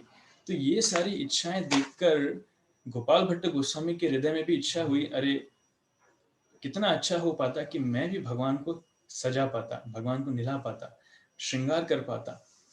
ये भक्तों के मन में ऐसी इच्छा कई बार आती है, भगवान की वो सेवा बहुत अच्छे से करना चाहते हैं, लेकिन उनके मन में दुख ये था कि मेरे पास तो शालिग्राम शिलाएं हैं, मैं क्या कपड़े पहनाऊं, कहाँ बांसुरी पहनाऊं, कहाँ उनको हीरे जवाहरात लगाऊं, कहाँ हार पहनाऊं। I can not do that. ज्यादा से ज्यादा मैं चंदन का श्रृंगार इनके ऊपर कर सकता हूँ, तुलसी माला रख सकता हूँ, तुलसी रख सकता हूँ, तुलसी पत्र, this much I can do. तो इससे वो संतुष्ट नहीं थे, उनके मन में ऐसी इच्छा थी। सो वन डे नरसिंह चतुर्दशी के एक दिन पहले क्या हुआ कि वो जब रात में सोए और सुबह उठकर जब उन्होंने अपनी पोटली खोली तो उसमें देखा कि कुछ शालिग्राम शिला जो हैं वो कंबाइन होकर एक अद्भुत, बहुत ही सुंदर भगवान कृष्ण के रूप में प्रकट हो गई, जो है राधा रमन जी का विग्रह। सो ये ऐसा विग्रह है जो स्वयं प्रकट हुआ है, किसी शिल्पकार ने इसे नहीं बनाया है, न इसे किसी ने बनवाया है। गोपाल भट्ट गोस्वामी के हृदय की इच्छा थी कि वो भगवान की सेवा करना चाहते हैं एक विग्रह के रूप में, इसलिए भगवान अपने भक्तों को आनंद देने के लिए, उनसे सेवा लेने के लिए, उनकी इच्छा पूर्ति करने के लिए वो अपने आप को इस अद्भुत दिव्य विग्रह के रूप में प्रकट करते हैं। तो ये है श्री श्री राधा रमन जी, श्री श्री राधा रमन जी की जय। अगला दिन जब ये होता है तो उस समय नृसिंह चतुर्दशी का दिन था। अभी नृसिंह चतुर्दशी मई में आने वाली है। So it was the same day. Nrisingh Dev हम जानते हैं जो भक्त प्रहलाद की रक्षा करने के लिए आए थे। तो गोपाल भट्ट गोस्वामी की ये खबर हर जगह पहुंचती है और उनको उनके इस अद्भुत विग्रह को देखने के लिए सारे गोस्वामी वहां पर आते हैं। रूप गोस्वामी, सनातन गोस्वामी, सारे गोस्वामी आते हैं। और जब ये भगवान का इतना अद्भुत रूप देखते हैं, सच एन वंडरफुल रूप, आप कभी नाइट ड्रेस राधा रमन की देखेंगे तो आपको और भगवान के सुंदर दर्शन वहां पर क्लियर होंगे कि it's such an amazing beautiful विग्रह है। तो सभी गोस्वामी मिलकर के वहां पर इस विग्रह का नामकरण करते हैं और बोलते हैं कि इन्होंने सबके हृदय पे रमण कर लिया है, इसलिए इनका नाम होगा Radha Raman. One who gives pleasure to Shrimati Radha Rani, विशेषकर राधा रानी की ये रूप जो है राधा रानी को बहुत आनंद देगा। ये राधा रमण का विग्रह है। श्री राधा रमण भगवान की जय। और चैतन्य महाप्रभु ने भी वाकई में गोपाल भट्ट गोस्वामी से जब वो मिले थे, गोपाल भट्ट गोस्वामी के पिता लक्ष्मी नारायण की पूजा करते थे, साउथ इंडिया में रहते थे वो, तिरुचिरापल्ली इस जगह पर। तो वहां पर जब गोपाल भट्ट गोस्वामी के पिताजी से मिले थे तो उनके साथ उन्होंने उनको कन्विंस किया था, उसके बाद कृष्ण की पूजा करने लगे थे। उस समय गोपाल भट्ट गोस्वामी छोटे से थे, छोटे बालक के रूप में।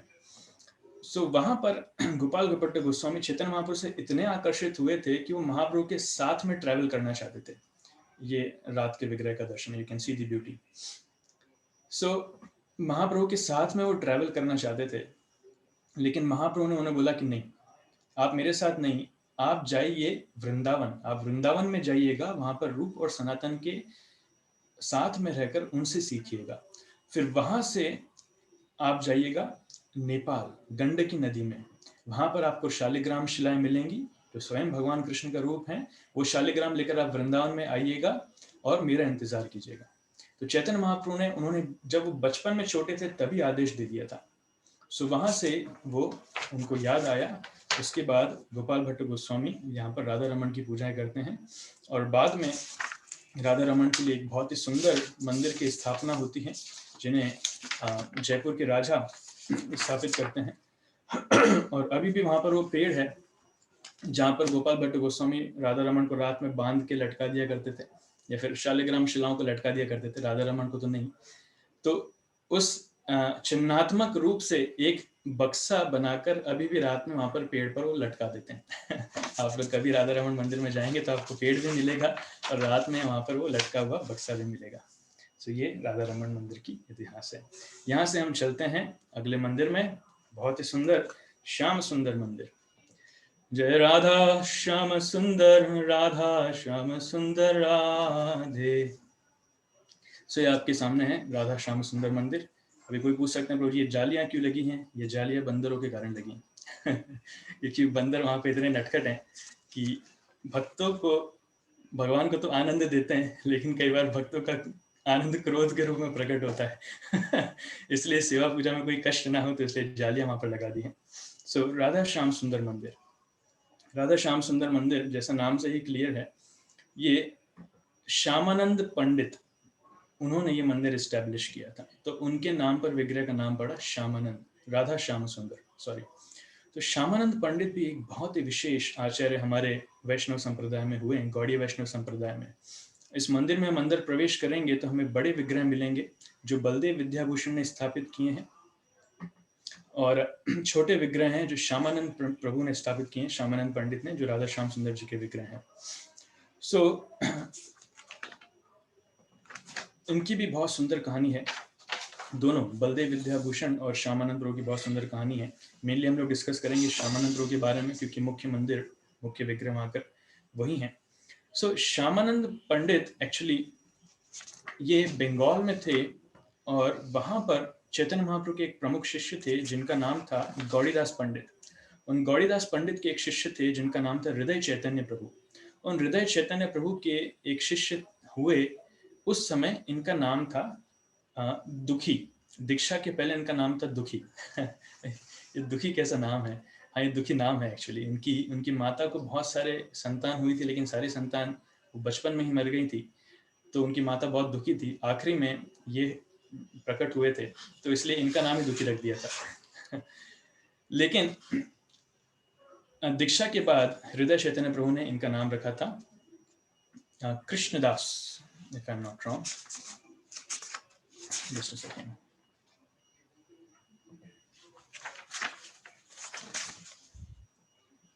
आई थिंक कृष्णदास ही था, उनका नाम रखा था कृष्णदास। और लेकिन कृष्णदास इतना कॉमन नेम है, इतने लोग वहां पर कृष्णदास थे कि सब लोग इनको आइडेंटिफाई करने के लिए दुखी कृष्णदास कहने लगे। सो इनका नाम दुखी कृष्णदास हो गया। लेकिन नाम तो ठीक है, दुखी कृष्णदास हो गया, ये पढ़ने लिखने में और बुद्धि में बहुत तीक्ष्ण, बहुत ही विशेष, अद्भुत इनका चरित्र है। इनकी विशेष कलाओं को देखते हुए इनके गुरु समझ गए कि ये साधारण सेवा के लिए नहीं, कुछ विशेष सेवा के लिए यहाँ पर आए हैं। तो इसलिए उनके गुरु हृदय चैतन्य प्रभु ने श्यामानंद प्रभु को, उस समय दुखी कृष्णदास को, वृंदावन भेज दिया कि आप जाइए, जीव गोस्वामी के अध्यक्षता में रहते हुए उनसे आप सीखिए, भक्ति सीखिए, शास्त्र सीखिए, पढ़िए वहां पर वृंदावन में जाकर। तो जीव गोस्वामी षड गोस्वामी में से एक हैं, रूप और सनातन के चाचा के भाई हैं, छोटे 6 गोस्वामी में एक हैं। तो वहां पर ये आते हैं और जीव गोस्वामी के अंडर में बहुत अच्छे से पढ़ाई करते हैं, बहुत सारी चीजें सीखते हैं। और उनकी एक सेवा, जो मुख्य सेवा वहां पर हुआ करती थी, वो थी झाड़ू लगाना। कहाँ पर झाड़ू लगाना? वो झाड़ू लगाते थे वहां पर सेवा कुंज में। सेवा कुंज में वहां पर झाड़ू लगाते थे। सो वहां से just a second, I am missing something. तो एक बार ये जब झाड़ू लगा रहे थे, तो भगवान की लीलाओं को गाते हुए झाड़ू लगा रहे थे, तो झाड़ू लगाते लगाते उन्हें एक पायल मिली, बहुत ही अद्भुत, बहुत ही विशेष एक पायल मिली। और उस पायल को देखकर वो समझ गए कि ये किसी साधारण व्यक्ति की पायल नहीं, ये साधारण पैरों से आई पायल नहीं, ये जरूर श्रीमती राधा रानी की पायल है, क्योंकि इतनी चमक रही थी, इतनी अद्भुत, और पायल भी इतनी सुंदर थी कि उनको देखकर समझ गए कि ये इस भौतिक जगत की सुंदरता नहीं है। सो उन्होंने वो पायल अपने पास रख ली और वो वेट करने लगे, जरूर श्रीमती राधा रानी स्वयं आएंगी या किसी को भेजेंगी। तो मैं अपने अंदर ये दृढ़ता करता हूँ कि जब तक मैं श्रीमती राधा रानी के दर्शन नहीं कर लूंगा, मैं पायल किसी को नहीं दूंगा, मैं उन्हीं के हाथ में दूंगा। तो उन्होंने अपने मन में निश्चय कर लिया और वहां पर वो अपनी सेवा कंटिन्यू करने लगे, झाड़ू लगाने लगे, सेवा कुंज, करेक्ट। सो वहां पर जब वो झाड़ू लगा रहे थे, तो राधा रानी, उन्होंने अपनी एक सखी को भेजा कि जाओ, मेरी पायल वहां पर छूट गई, रात में हम जब वहां पर लीला कर रहे थे कृष्ण के साथ, तो मेरी पायल वहां पर गिर गई होगी, सो वहां पर जाओ, आपकी स्क्रीन पर दिख रहा है। तो जब वो सखी आती हैं श्यामानंद प्रभु के पास, उस समय नाम था कृष्णदास, उनके पास आती हैं तो उनसे बोलती हैं कि तुम्हें यहाँ पर कोई पायल दिखी क्या? बोले कौन सी पायल? बोले एक बहुत ही सुंदर पायल। बोले हाँ दिखी तो है, ये वाली है? बोले हाँ यही वाली। बोले दे दो हमें। बोले नहीं नहीं, आपको नहीं दूंगा, किसकी है ये बताओ पहले। बोले हमारी सखी की। बोले सखी तो ठीक है, नाम क्या है? बोले स्वयं श्रीमती राधा रानी की। बोले अच्छा ठीक है, तो मैं उन्हीं के हाथ में दूंगा, आपको नहीं दूंगा। So he was very cunning. Actually दृढ़ निश्चय थे कि राधा रानी के दर्शन करना चाहते थे। तो सखी गई, I think she was Vishakha Devi. तो सखी जाती हैं और राधा रानी को रिपोर्ट करती हैं। तो राधा रानी भी एक समय सोचने लग जाती है, अरे ये कैसा व्यक्ति है। तो राधा रानी उनको मैसेज पहुंचाती है कि राधा रानी जो है किसी भौतिक पुरुष के दर्शन नहीं करती, तो अगर उन्हें श्रीमती राधा रानी को ये देना है तो उन्हें अपने स्त्री रूप में आना पड़ेगा, तब जाके राधा रानी के दर्शन कर पाएंगे। तो बोलते हैं ठीक है मैं रेडी हूँ, आप मुझे बना दीजिए स्त्री। तो वहां पर वो उन्हें अपनी शक्ति से स्त्री बना देते हैं। तो उनका नाम श्यामानंदी कर देते हैं। He becomes श्यामानंदी। सो वहां पर वो राधा रानी उनके नजदीक आती हैं और राधा रानी के दर्शन करके, जैसे आपको फोटो में दिख रहा है, इतना अद्भुत, इतना प्राकट्य उन्हें मिलता है, इतना आनंद मिलता है। राधा रानी के मांगने पर वो उन्हें पायल दे देते हैं।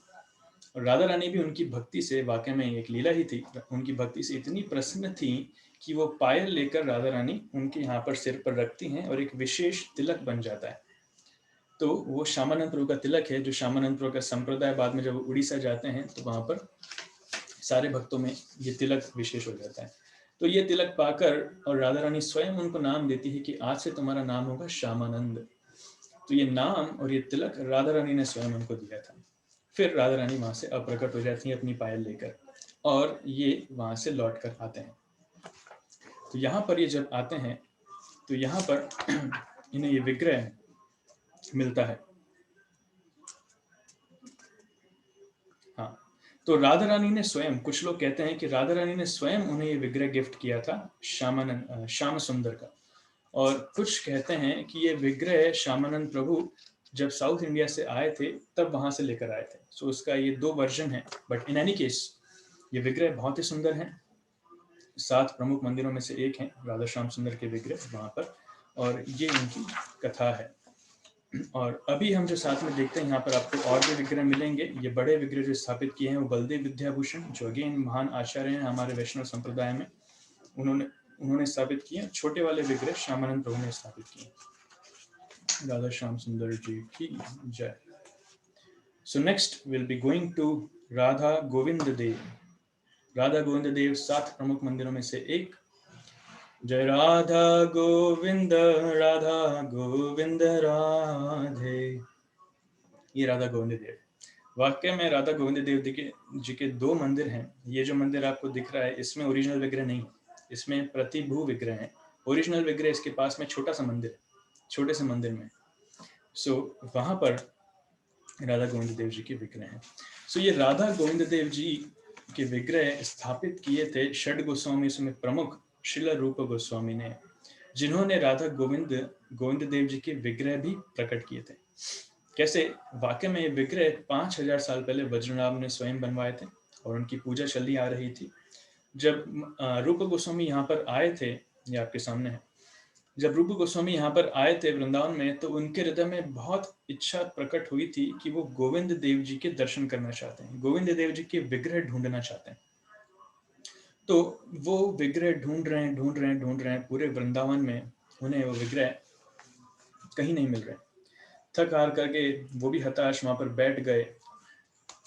सो वहां पर उन्हें एक बार क्या होता है कि गोविंद देव जी के दर्शन के लिए बहुत लालयित हो जाते हैं। और पेड़ के नीचे बैठकर जब उन्हें दर्शन नहीं मिलते हैं तो एक पेड़ के नीचे बैठकर रूप गोस्वामी सिर्फ रो रहे हैं, कुछ नहीं बोले। तो वहां पर एक बालक उस समय आता है और वो बालक गोप बालक रूप गोस्वामी से पूछता है, क्या हुआ, आप क्यों रो रहे हैं? तो पहले तो रूप गोस्वामी उन्हें कुछ नहीं बोलते हैं, लेकिन उसके बार बार पूछे जाने पर रूप गोस्वामी उसे बताते हैं अपने हृदय की व्यथा कि कैसे मैं राधा गोविंद देव जी के दर्शन करना चाहता हूँ, उनके विग्रह ढूंढना चाहता हूँ, लेकिन वो मुझे मिल नहीं रहे। तो वो ब्रजवासी, वो बालक रूप गोस्वामी को पकड़ता है, मतलब उनका हाथ लेता है और उन्हें लेकर जाता है वहां से नजदीक एक गोमा टीला नाम की जगह है, वहां पर लेकर जाता है। यहाँ से सुनिएगा, बहुत ही सुंदर कहानी है। तो बताता है कि ये टिला है, एक्चुअली हम लोग यहाँ पर डेली देखते हैं, मैं यहाँ पर नजदीक में ही रहता हूँ। इस टिले के ऊपर रोजाना दिन में एक गाय आती है और अपने आप यहाँ पर अपने दूध से इस टिले के ऊपर अभिषेक करती है, इस टिले के ऊपर अपना दूध छोड़ती है। सो ये अमेजिंग पास टाइम हम लोग डेली देखते हैं। डेली एक गाय आती है और इस टिले के ऊपर अपने दूध से एक प्रकार से अभिषेक करती है। तो मुझे ऐसा लगता है कि अवश्य आपकी इच्छा जो है इस टिले से पूरी होगी, तो आप प्रयास कीजिए। और इतना बोल के वो बालक जो है वो गायब हो जाता है, वहां से अदृश्य हो जाता है। तो रूप गोस्वामी ढूंढते हैं कहाँ गया, लेकिन वो मिलते नहीं। तो रूप गोस्वामी इसको भगवान का एक इंडिकेशन मानते हुए आगे बढ़ते हैं और आसपास से गांव वासियों को इकट्ठा करके उस टिले की खुदाई करवाना चालू करते हैं। और उस टिले की खुदाई के दौरान उन्हें वहां से राधा गोविंद जी के ये बहुत ही सुंदर अद्भुत विग्रह प्राप्त होते हैं। राधा गोविंद देव जिन्हें कहा जाता है कि करोड़ों काम देवों से भी ज्यादा सुंदर, कंदर्प कोटि कमनीय विशेष शोभम, गोविंदमादि पुरुषम तमहम भजामि। सो करोड़ों काम देवों से भी ज्यादा सुंदर गोविंद देव जी के विग्रह वहां पर प्राप्त होते हैं। Go back to Govind. सो वहां पर विग्रह को प्राप्त करने के बाद विग्रह का अभिषेक वहां पर करवाते हैं और सभी लोगों को बुलाकर भगवान के दर्शन करवाते हैं, भगवान का श्रृंगार करते हैं, भगवान की सेवा पूजा वहां पर चालू करते हैं। और थोड़े ही समय में वहां पर मंदिर बनता है। उसका भी इतिहास है कैसे मंदिर बनता है। और गोविंद देव जी का विग्रह तो मिल गया, अभी राधा रानी कहाँ से आई? तो राधा रानी भी वहां पर अपनी इच्छा से प्रकट होती है। कैसे? एक बार जगन्नाथपुरी के जो मंदिर में, पुरी धाम के मंदिर में, वहां पर एक जगह है जिसका नाम है चक्रबेड़। उस चक्रबेड़ में लक्ष्मी जी की पूजा की जाती थी। तो जगन्नाथपुरी के राजा प्रताप रुद्र, जिस समय उनका नाम था पुरुषोत्तम जाना, प्रताप रुद्र एक पदवी है, राजा को प्रताप रुद्र कहा जाता है, और राजा का नाम था पुरुषोत्तम जाना। उनके स्वप्न में वो लक्ष्मी आती हैं और कहती हैं कि एक्चुअली मैं लक्ष्मी नहीं हूं, मैं राधा हूं, और मैं भगवान कृष्ण की, ब्रजेंद्र नंदन कृष्ण की प्रेयसी हूँ, और मैं वेट कर रही हूँ, मैं इंतजार कर रही हूँ कि कब वृंदावन में गोविंद देव जी दोबारा प्रकट होंगे। जैसे ही वो प्रकट होते हैं आप बहुत ध्यान पूर्वक मुझे वहां पर गोविंद देव जी के पास लेकर जाइएगा।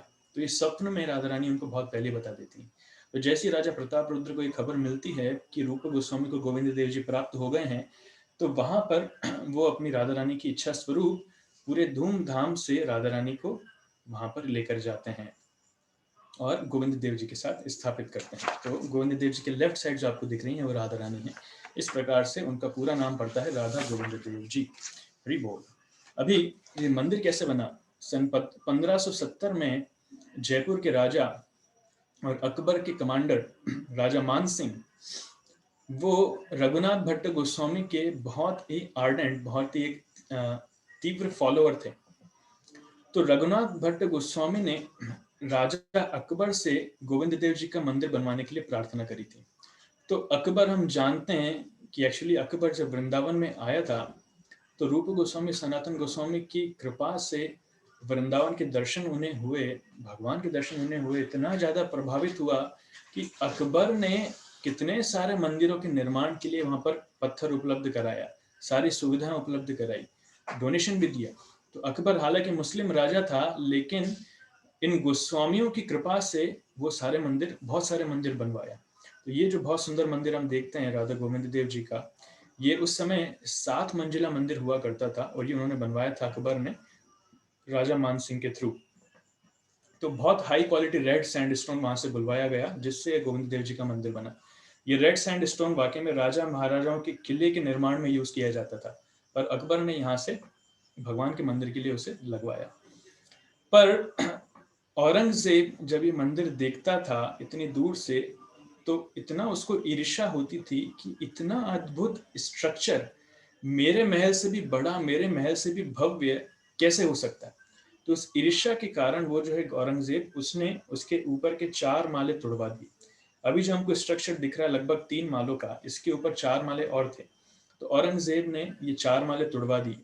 ये वाले माले भी वो तोड़वा रहा था, लेकिन जैसे ही ये तोड़वा रहा था वहां पर खबर आई, उसको कुछ बुरी खबर आई उससे किसी रिश्तेदार के बारे में दिल्ली से, तो फिर ये तोड़वाने को वहां पर वो रोक कर वो आगे चला गया। और इसी औरंगजेब के डर के कारण जो राधा गोविंद देव जी के विग्रह थे, ओरिजिनल विग्रह, उन्हें जयपुर में ट्रांसफर कर दिया गया। तो अभी गोविंद देव जी का भव्य मंदिर हम देखते हैं जयपुर में है, वहां पर गोविंद देव जी की पूजा हो रही है। और अभी जो विग्रह है वहां पर वो प्रतिभू विग्रह उन्हें कहा जाता है, वृंदावन में जो है। So this is Radha Govind Dev ji. Radha Govind Dev ji की जय। अभी हम चलते हैं राधा दामोदर मंदिर। जय राधा दामोदर, राधा दामोदर राधे। सो राधा दामोदर नाम से ही क्लियर है, यशोदा दामोदर वाला।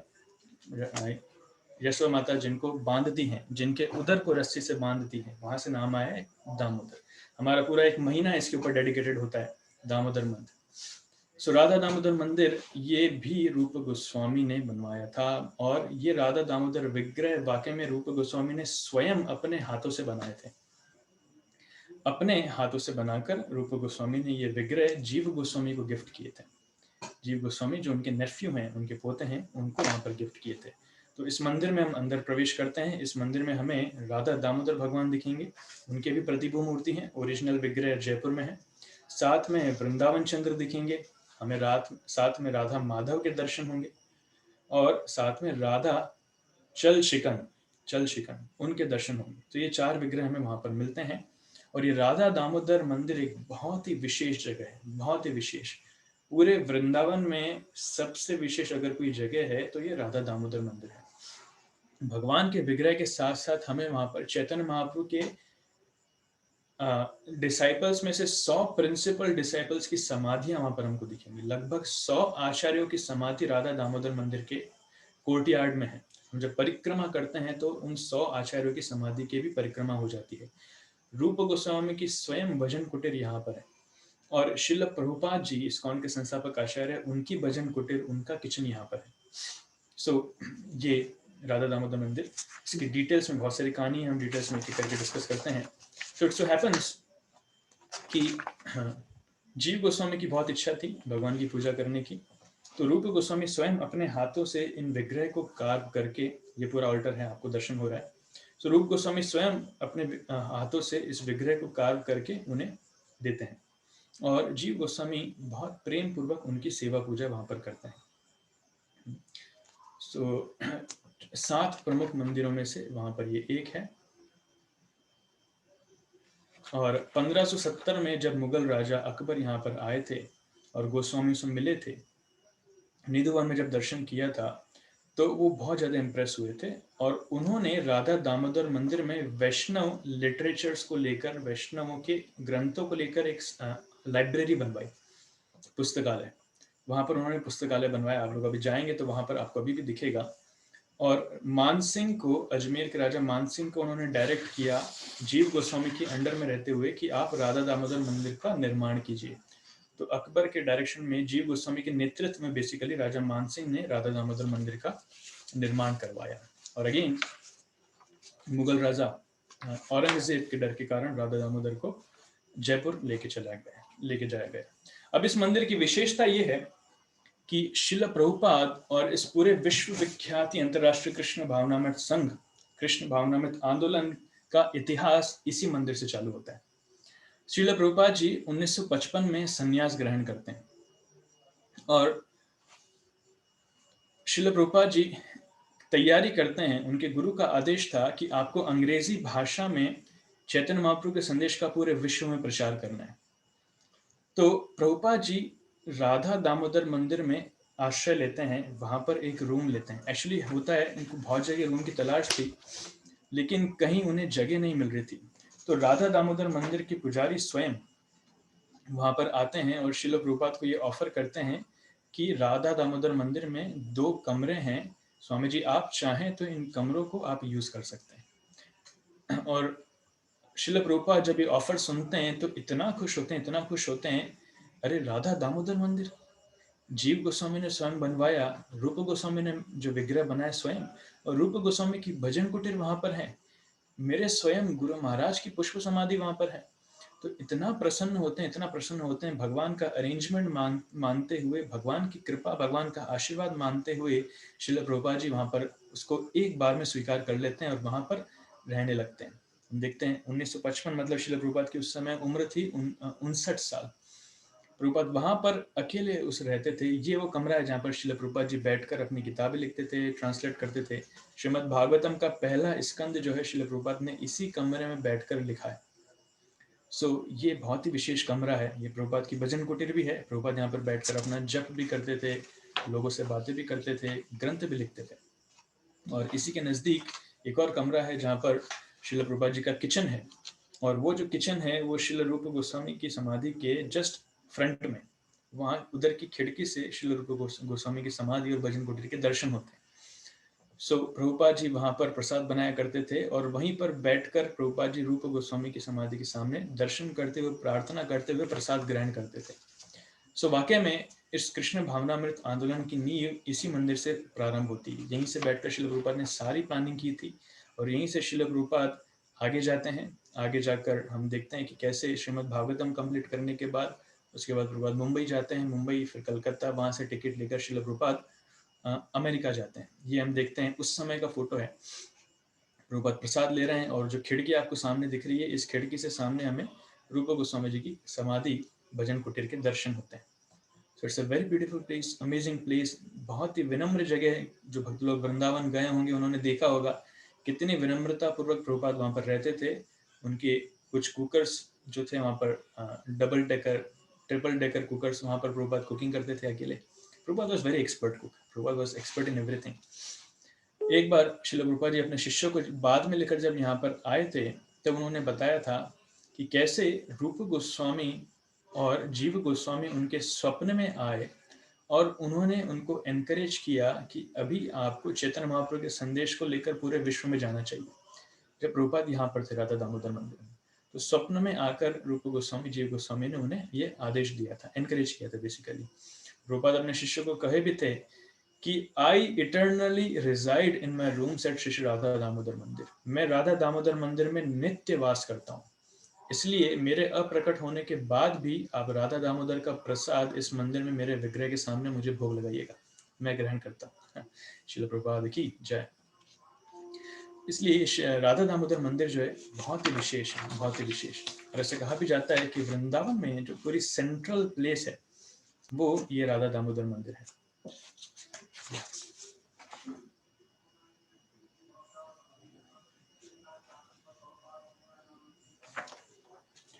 ये रूप गोस्वामी की कृपा। और इतना ही नहीं, श्रील प्रभुपाद जी ने यहाँ पर जाने से पहले बहुत सारी तैयारियां की थी।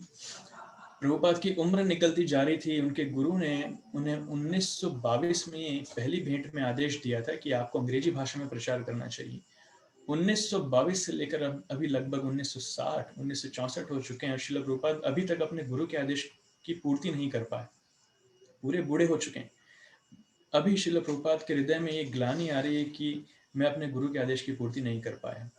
तो कैसे जीवन के आखिरी मोड़ पर मैं आ गया हूँ, आखिरी छोर पर मैं आ गया हूँ, मुझे अपने गुरु के आदेश का पालन करना है, गुरु के आदेश की पूर्ति करना है।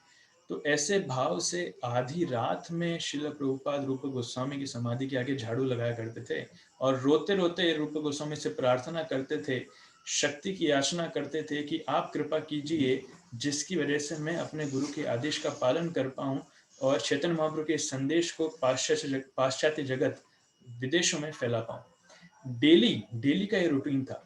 कई बार तो राधा दामोदर मंदिर के पुजारी डर जाते थे, अरे आधी रात में किसके चिल्लाने की, किसके रोने की आवाजें आ रही। खिड़की से देखते थे तब श्रील प्रभुपाद वहां पर झाड़ू लगाते हुए दिखते थे और रोते रोते दिखते थे। सो बहुत निष्ठा पूर्वक, बहुत ही पूरे हृदय से रूप गोस्वामी से प्रार्थना करते थे, जिसकी वजह से रूप गोस्वामी ने उन्हें कृपा प्रदान करी और जिसकी वजह से हम देखते हैं कि श्रील प्रभुपाद जी 10 सालों में उन्होंने ऐसा करिश्मा कर दिखाया जो पूरे इतिहास में, अभी तक के इतिहास में किसी ने नहीं किया। श्रील प्रभुपाद की जय। So we have a very beautiful video of all these temples combined together. I'll request the administrators कि आप वो वीडियो यहाँ पर दिखा सकते हैं। जितने मंदिर हमने अभी दर्शन किए हैं, 6 मंदिर, उन सबका एक शॉर्ट वीडियो यहाँ पर आपके सामने है।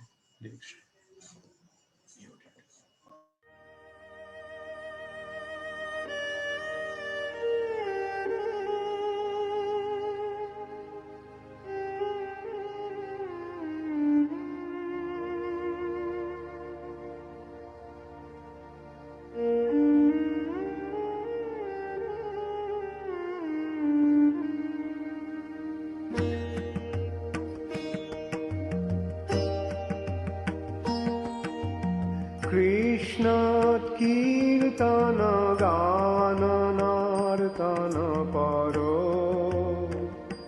प्रेमामृताम्बो निधि धीरा धीर जना प्रिय करो निर्मत्सर पूजितो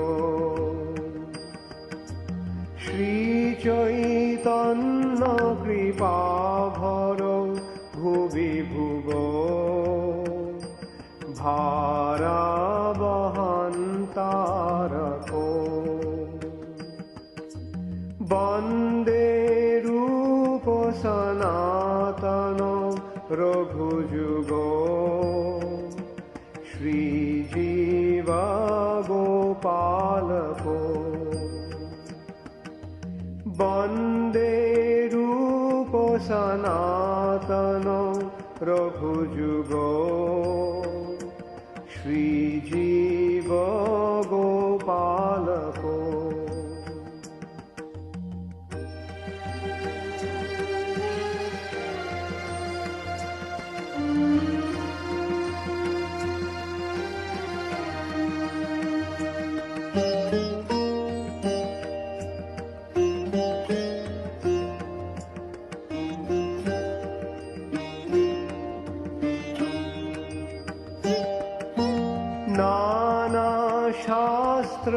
বিচারেনৈক নিপুণ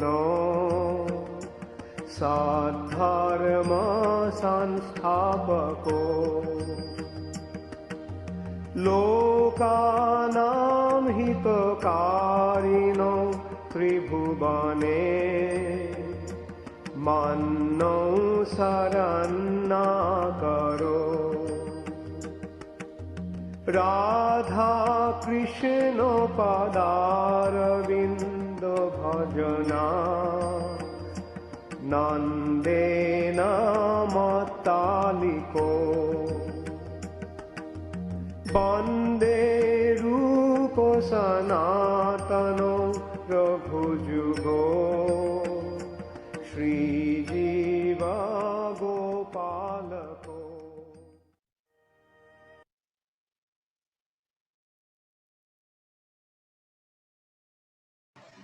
Hare Krishna. So, we hope all of you are enjoying this Vrindavan trip very much. आप सबको लग रहा है कि आप वृंदावन में ही हैं।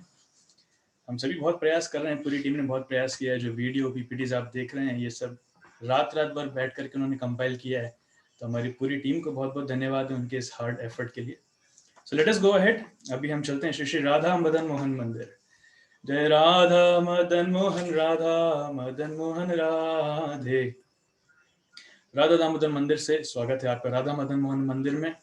और मैं अपनी बातों से ले चलूं, बेटर है हम साथ में 360 डिग्री व्यू से एंटर करते हैं। So I request the coordinators to kindly show the 360 degree view of Radha Madan Mohan mandir. ये राधा मदन मोहन मंदिर बहुत ही विशेष है, बहुत ही विशेष। एक बहुत ही ऊंचाई पर स्थित है। इस टीले का नाम है, जिस ऊंचाई पर है उसका नाम है द्वादश आदित्य टीला। वहां पर राधा मदन मोहन मंदिर स्थित है। हम वहां पर एंटर कर रहे हैं, जैसा आपको स्क्रीन पर वहां पर दिख रहा है। So we are entering into Radha Madan Mohan Mandir. या तो ये हम सीढ़ी चढ़कर ऊपर आ चुके हैं। अभी हम यहाँ पर ऊपर हैं, नीचे आपको सीढ़ियाँ दिख रही हैं। अभी हम भगवान के सामने जा रहे हैं। अपनी आंखें खुली रखिएगा, भगवान के दर्शन हम करने वाले हैं। ये आसपास की सीनरी है। Let us go and take the darshan first.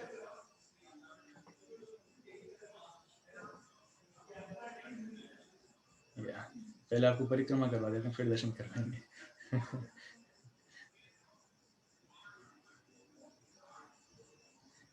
अभी हम भगवान के दर्शन करने जा रहे हैं। तो पहले से कुछ श्रद्धालु वहां पर भगवान के दर्शन कर रहे हैं और ये भगवान के दर्शन आपकी स्क्रीन पर आपके सामने। श्री राधा मदन मोहन भगवान की जय।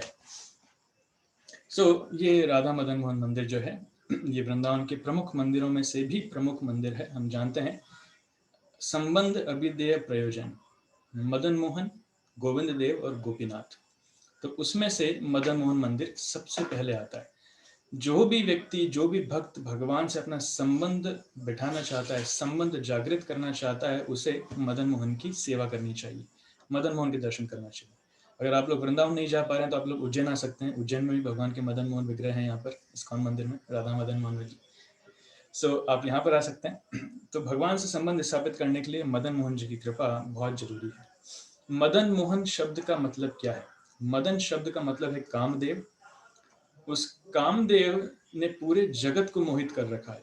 हर एक जीव कामदेव से मोहित है, जिसलिए हम देखते हैं सबके हृदय में कामना वासना है। लेकिन एक व्यक्ति हैं जो एक नहीं करोड़ों कामदेवों को भी मोहित कर सकते हैं, वो है भगवान कृष्ण स्वयं। इसलिए भगवान कृष्ण जब कामदेव को मोहित करते हैं, उस लीला में भगवान का नाम पड़ जाता है मदन मोहन। अब क्या ऐसे व्यक्ति को भी कोई मोहित कर सकता है जो कामदेव को मोहित करते हैं? हाँ, एक व्यक्तित्व है जो मदन मोहन को भी मोहित कर सकता है, वो है श्रीमती राधा रानी। इसलिए श्रीमती राधा रानी का एक नाम है Madan Mohan Mohini. So amazing, very beautiful. So Madan Mohan Mohini जो मदन मोहन को भी मोहित कर सकती हैं, वो उनका नाम है। सो मदन मोहन मंदिर हम देखते हैं कि ये सनातन गोस्वामी ने इस्टेब्लिश किया था।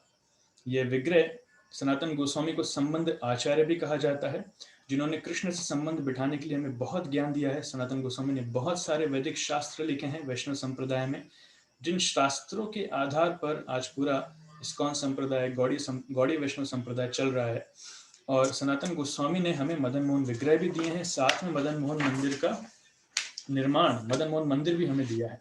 वाकई में महाप्रभु जब आदेश देते हैं तो उस आदेश को प्राप्त करके गोस्वामी जब यहाँ पर आते हैं, सबसे पहला मंदिर अगर कुछ बनता है तो वो मदन मोहन मंदिर है। सबसे पहले विग्रह प्रकट जो होते हैं और जिनकी स्थापना सेवा पूजा चालू होती है, वो मदन मोहन की सेवा पूजा चालू होती है।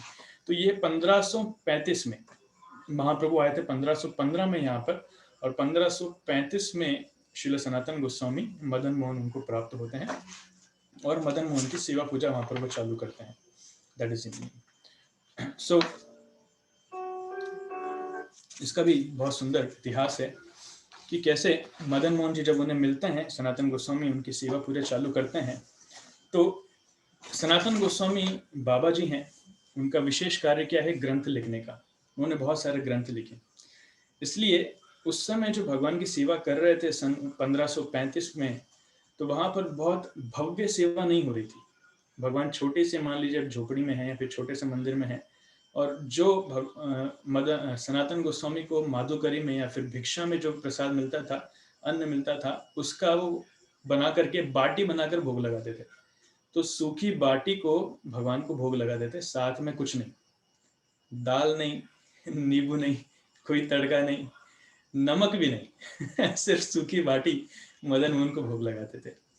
तो एक बार मदन मोहन, जो मदन गोपाल नाम से भी फेमस थे, तो वो सनातन गोस्वामी को बोलते हैं, अरे सनातन, तुम डेली मुझे भोग लगाते हो और तुम जो बाटी खिलाते हो ये एकदम टेस्टलेस है, ये सूखी बाटी है, इसमें कोई टेस्ट भी नहीं है।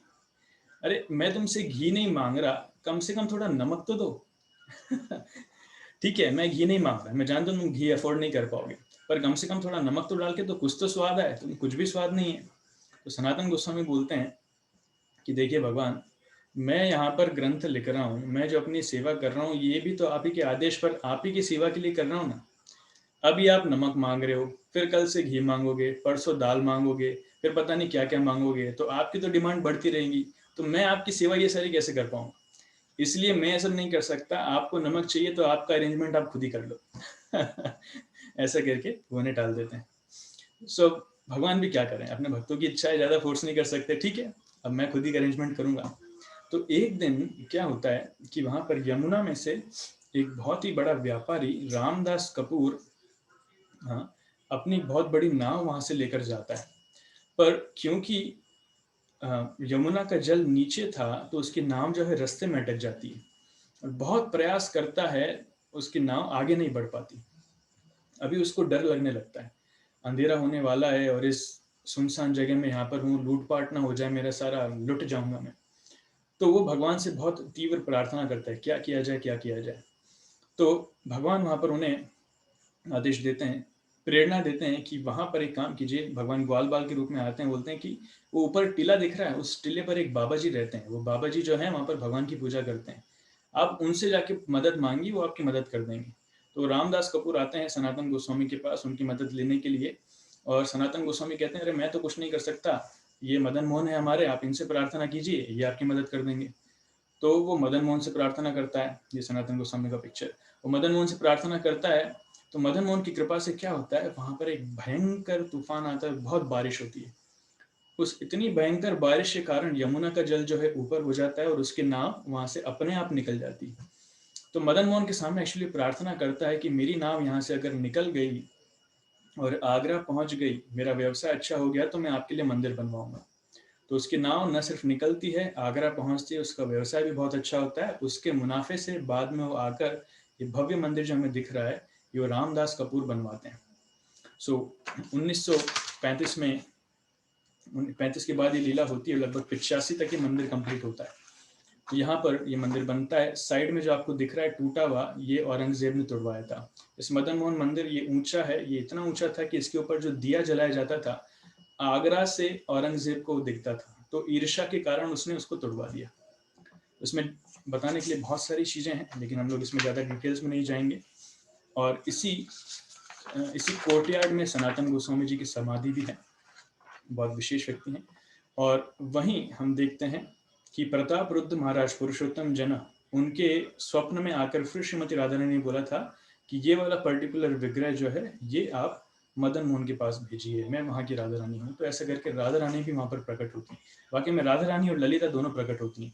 उनको लगता है दो राधा रानी है, पर बाद में यहाँ पर पुजारियों के स्वप्न में भगवान राधा रानी स्वयं बोलती हैं, भगवान बोलते हैं कि एक राधा है और एक ललिता है, तो दोनों को एक ही मंदिर में स्थापित करो, अलग अलग नहीं।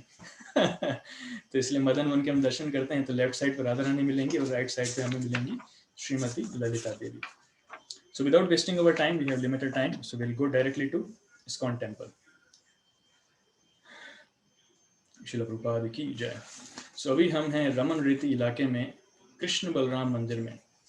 अंतर्राष्ट्रीय कृष्ण भावनामृत संघ का ये मंदिर, इस्कॉन मंदिर, श्रील प्रभुपाद ने सन 1971 में इसका प्रारंभ किया था। सबसे पहला मंदिर श्रील प्रभुपाद जी ने जो बनवाया था वो वृंदावन में बनवाया था, और ये भव्य सुंदर मंदिर हम इसमें अभी एंटर कर रहे हैं। Do we have 360? हमारे पास 360 डिग्री इसका व्यू है। Let us enter into the wonderful temple of Srila Prabhupada through our 360 degree view. ये जो बाहर आपको मार्बल के स्ट्रक्चर्स दिख रहे हैं, ये पहले नहीं हुआ करते थे श्रील प्रभुपाद के समय, ये बाद में बने। एक श्रील प्रभुपाद का म्यूजियम है और एक श्रील प्रभुपाद की समाधि है। पहले सिर्फ मंदिर था और भक्तों का आश्रम था। So this is courtyard which you are seeing before you. So let us enter into temple. या फिर पहले श्रील प्रभुपाद के दर्शन करते हैं। लेट अस एंटर इनटू समाधि। आपको बाहर जो लेफ्ट साइड में स्ट्रक्चर दिख रहा है भव्य मार्बल का, ये श्रील प्रभुपाद जी की समाधि है। प्रभुपाद जी जब 1977 में अपना शरीर छोड़े थे तो वृंदावन धाम में ही छोड़े थे, और वृंदावन में इसी जगह श्रील प्रभुपाद को समाधि दी गई थी। तो अभी हम श्रील प्रभुपाद की समाधि में प्रवेश कर रहे हैं। अभी समाधि टाइम हो गया इसलिए बंद है, अभी हम भगवान के मंदिर चलेंगे सीधा। So you have pictures, we have pictures of Srila Prabhupada समाधि। तो यहाँ पर आपको दिख रहा है प्रभुपाद जी का विग्रह। ये बहुत ही भव्य अष्टधातु का विग्रह है श्रील प्रभुपाद जी का। यहाँ पर बहुत ही विशाल विग्रह है। प्रभुपाद जी की समाधि यहाँ पर थी। श्रील प्रभुपाद की जय। So now let us enter into the temple hall। भगवान के मंदिर में हम प्रवेश करते हैं। श्रील प्रभुपाद जी ने 1971 में मंदिर बहुत कष्टपूर्वक बनवाया था, और इस मंदिर में जो प्रमुख विग्रह हैं, सेंटर में है श्री श्री कृष्ण बलराम विग्रह, और उनके लेफ्ट हैंड साइड में है श्री श्री राधा श्याम सुंदर, और उनके राइट साइड में है श्री श्री गौर निताई। तो ये राधा श्याम सुंदर जी के विग्रह हैं वहाँ पर, और राइट साइड में है श्री श्री गौर निताई। से भव्य मंदिर है। इस्कॉन में, विशेषकर भारत में, दो ऐसे मंदिर हैं जो पूरी तरह फेमस हैं। एक है वृंदावन का, एक है मायापुर का। यहाँ पे आपको ढेरों हजारों की संख्या में विदेशी भक्त दिखेंगे। इसलिए कई बार स्थानीय लोग वहाँ करके इस्कॉन मंदिर को अंग्रेज मंदिर भी कहते हैं। अंग्रेज मंदिर नहीं है वाकई में, ये सबका मंदिर है, बट समटाइम्स वी से इट एज, दे से इट एज अंग्रेज मंदिर ऑल्सो। और यहाँ पर श्रील प्रभुपाद जी के क्वार्टर्स भी हैं। प्रभुपाद जी यहाँ पर रहते थे। प्रभुपाद जी बहुत सारे ग्रंथ यहाँ पर लिखे। प्रभुपाद जी की बहुत सारी लीलाएं यहाँ पर हैं। प्रभुपाद जी अपने भक्तों को यहाँ से मार्गदर्शित किया करते थे। ये मंदिर का कोर्टयार्ड है, और ये श्रील प्रभुपाद जी के विग्रह हैं। सामने दर्शन है। तो यहीं से कृष्ण भावनामृत आंदोलन की नींव, वाकई में भारत में जो स्टार्टिंग हुई थी वो यहीं से हुई थी। तो श्रील प्रभुपाद जी की विशेष कृपा है कि उनकी कृपा से ये ज्ञान, कृष्ण का ज्ञान, पूरा वृंदावन, प्रभुपाद जी वृंदावन में बहुत सुखपूर्वक बैठे थे। एक बार प्रभुपाद अमेरिका में थे, किसी इंटरव्यू ने उनसे पूछा कि स्वामी जी आपको यहाँ पर आने की जरूरत क्या थी, आप तो सन्यासी हैं, आप वृंदावन में बैठ के भजन साधन कर सकते थे। प्रभुपाद बोले मैं तो कर रहा था, लेकिन वहां पर मुझसे मिलने कोई नहीं आता था, इसलिए अभी मैं यहाँ पर आया हूँ, इतने अद्भुत मंदिर बना रहा हूँ, तो हजारों की संख्या में लोग आ रहे हैं। तो ये जो मंदिर बनाए हैं ये मैंने मेरे लिए नहीं बनाए, आप सबके लिए बनाए। एक बार श्रील प्रभुपाद से किसी ने प्रश्न पूछा कि स्वामी जी आप फ्लाइट्स में क्यों ट्रैवल करते हैं? बोले आप सब इतना पाप कर रहे हैं, इतने फास्ट नरक में जा रहे हैं, तो आप सबको बचाने के लिए मुझे भी फास्ट ट्रैवल करना पड़ेगा, इसलिए मैं फ्लाइट से ट्रैवल कर रहा हूँ। सो श्रील प्रभुपाद एक क्रांतिकारी आचार्य हैं, और चैतन्य महाप्रभु की कृपा प्राप्त करी है उन्होंने, और महाप्रभु के आर्मी के कमांडर इन चीफ हैं, अपने गुरुदेव की कृपा प्राप्त करी है। उन सबकी कृपा को लेकर श्रील प्रभुपाद जी पूरे विश्व में अंतर्राष्ट्रीय कृष्ण भावनामृत संघ इस्कॉन के माध्यम से प्रचार की। प्रभुपाद जी जब तक इस पृथ्वी पर थे 1977 तक उन्होंने 10 साल में 108 मंदिर का निर्माण किया, 10,000 शिष्यों को उन्होंने दीक्षा दी, लाखों फॉलोअर्स बनाए, 80 से ज्यादा ग्रंथ उन्होंने लिखे, और उसी को फॉलो करते हुए उनके शिष्यों ने आज उन 108 मंदिरों को 700 से ज्यादा मंदिर में बना दिया है। 10,000 की जगह लाखों दीक्षित भक्त हैं और लाखों की जगह करोड़ों करोड़ों फॉलोअर्स हैं पूरे विश्व में। आप कोई से भी देश का नाम बोलिए, वहां पर इस्कॉन मंदिर है। आप कोई सी भी भाषा बोलिए, श्रील प्रभुपाद की किताबों का संस्करण ट्रांसलेशन उस भाषा में हो चुका है। गोरा हो, काला हो, ब्राउन हो, एनीवन, हर जगह पूरी पृथ्वी में आज श्रील प्रभुपाद की कृपा से चैतन्य महाप्रभु के संदेश का प्रचार हो रहा है। हरे कृष्ण महामंत्र का प्रचार हो रहा है। Hare Krishna Krishna Krishna Hare Hare, Hare Ram Ram Ram Hare Hare. Thank you so much. So we end our today's yatra here only. कल आपके लिए बहुत सारे एक्साइटिंग फीचर्स हैं, आप लाइन पर रहिएगा, कल आपको बहुत सारी चीजें मिलेंगी। So will meet you tomorrow, same time same place at your home. Thank you so much. Hare Krishna. Shri Vrindavan Dham यात्रा की जय। जगत गुरु श्रील प्रभुपाद की जय। समेत गौर भक्त वृंद की जय। गौर प्रेमानंदे। हरि हरि बोल।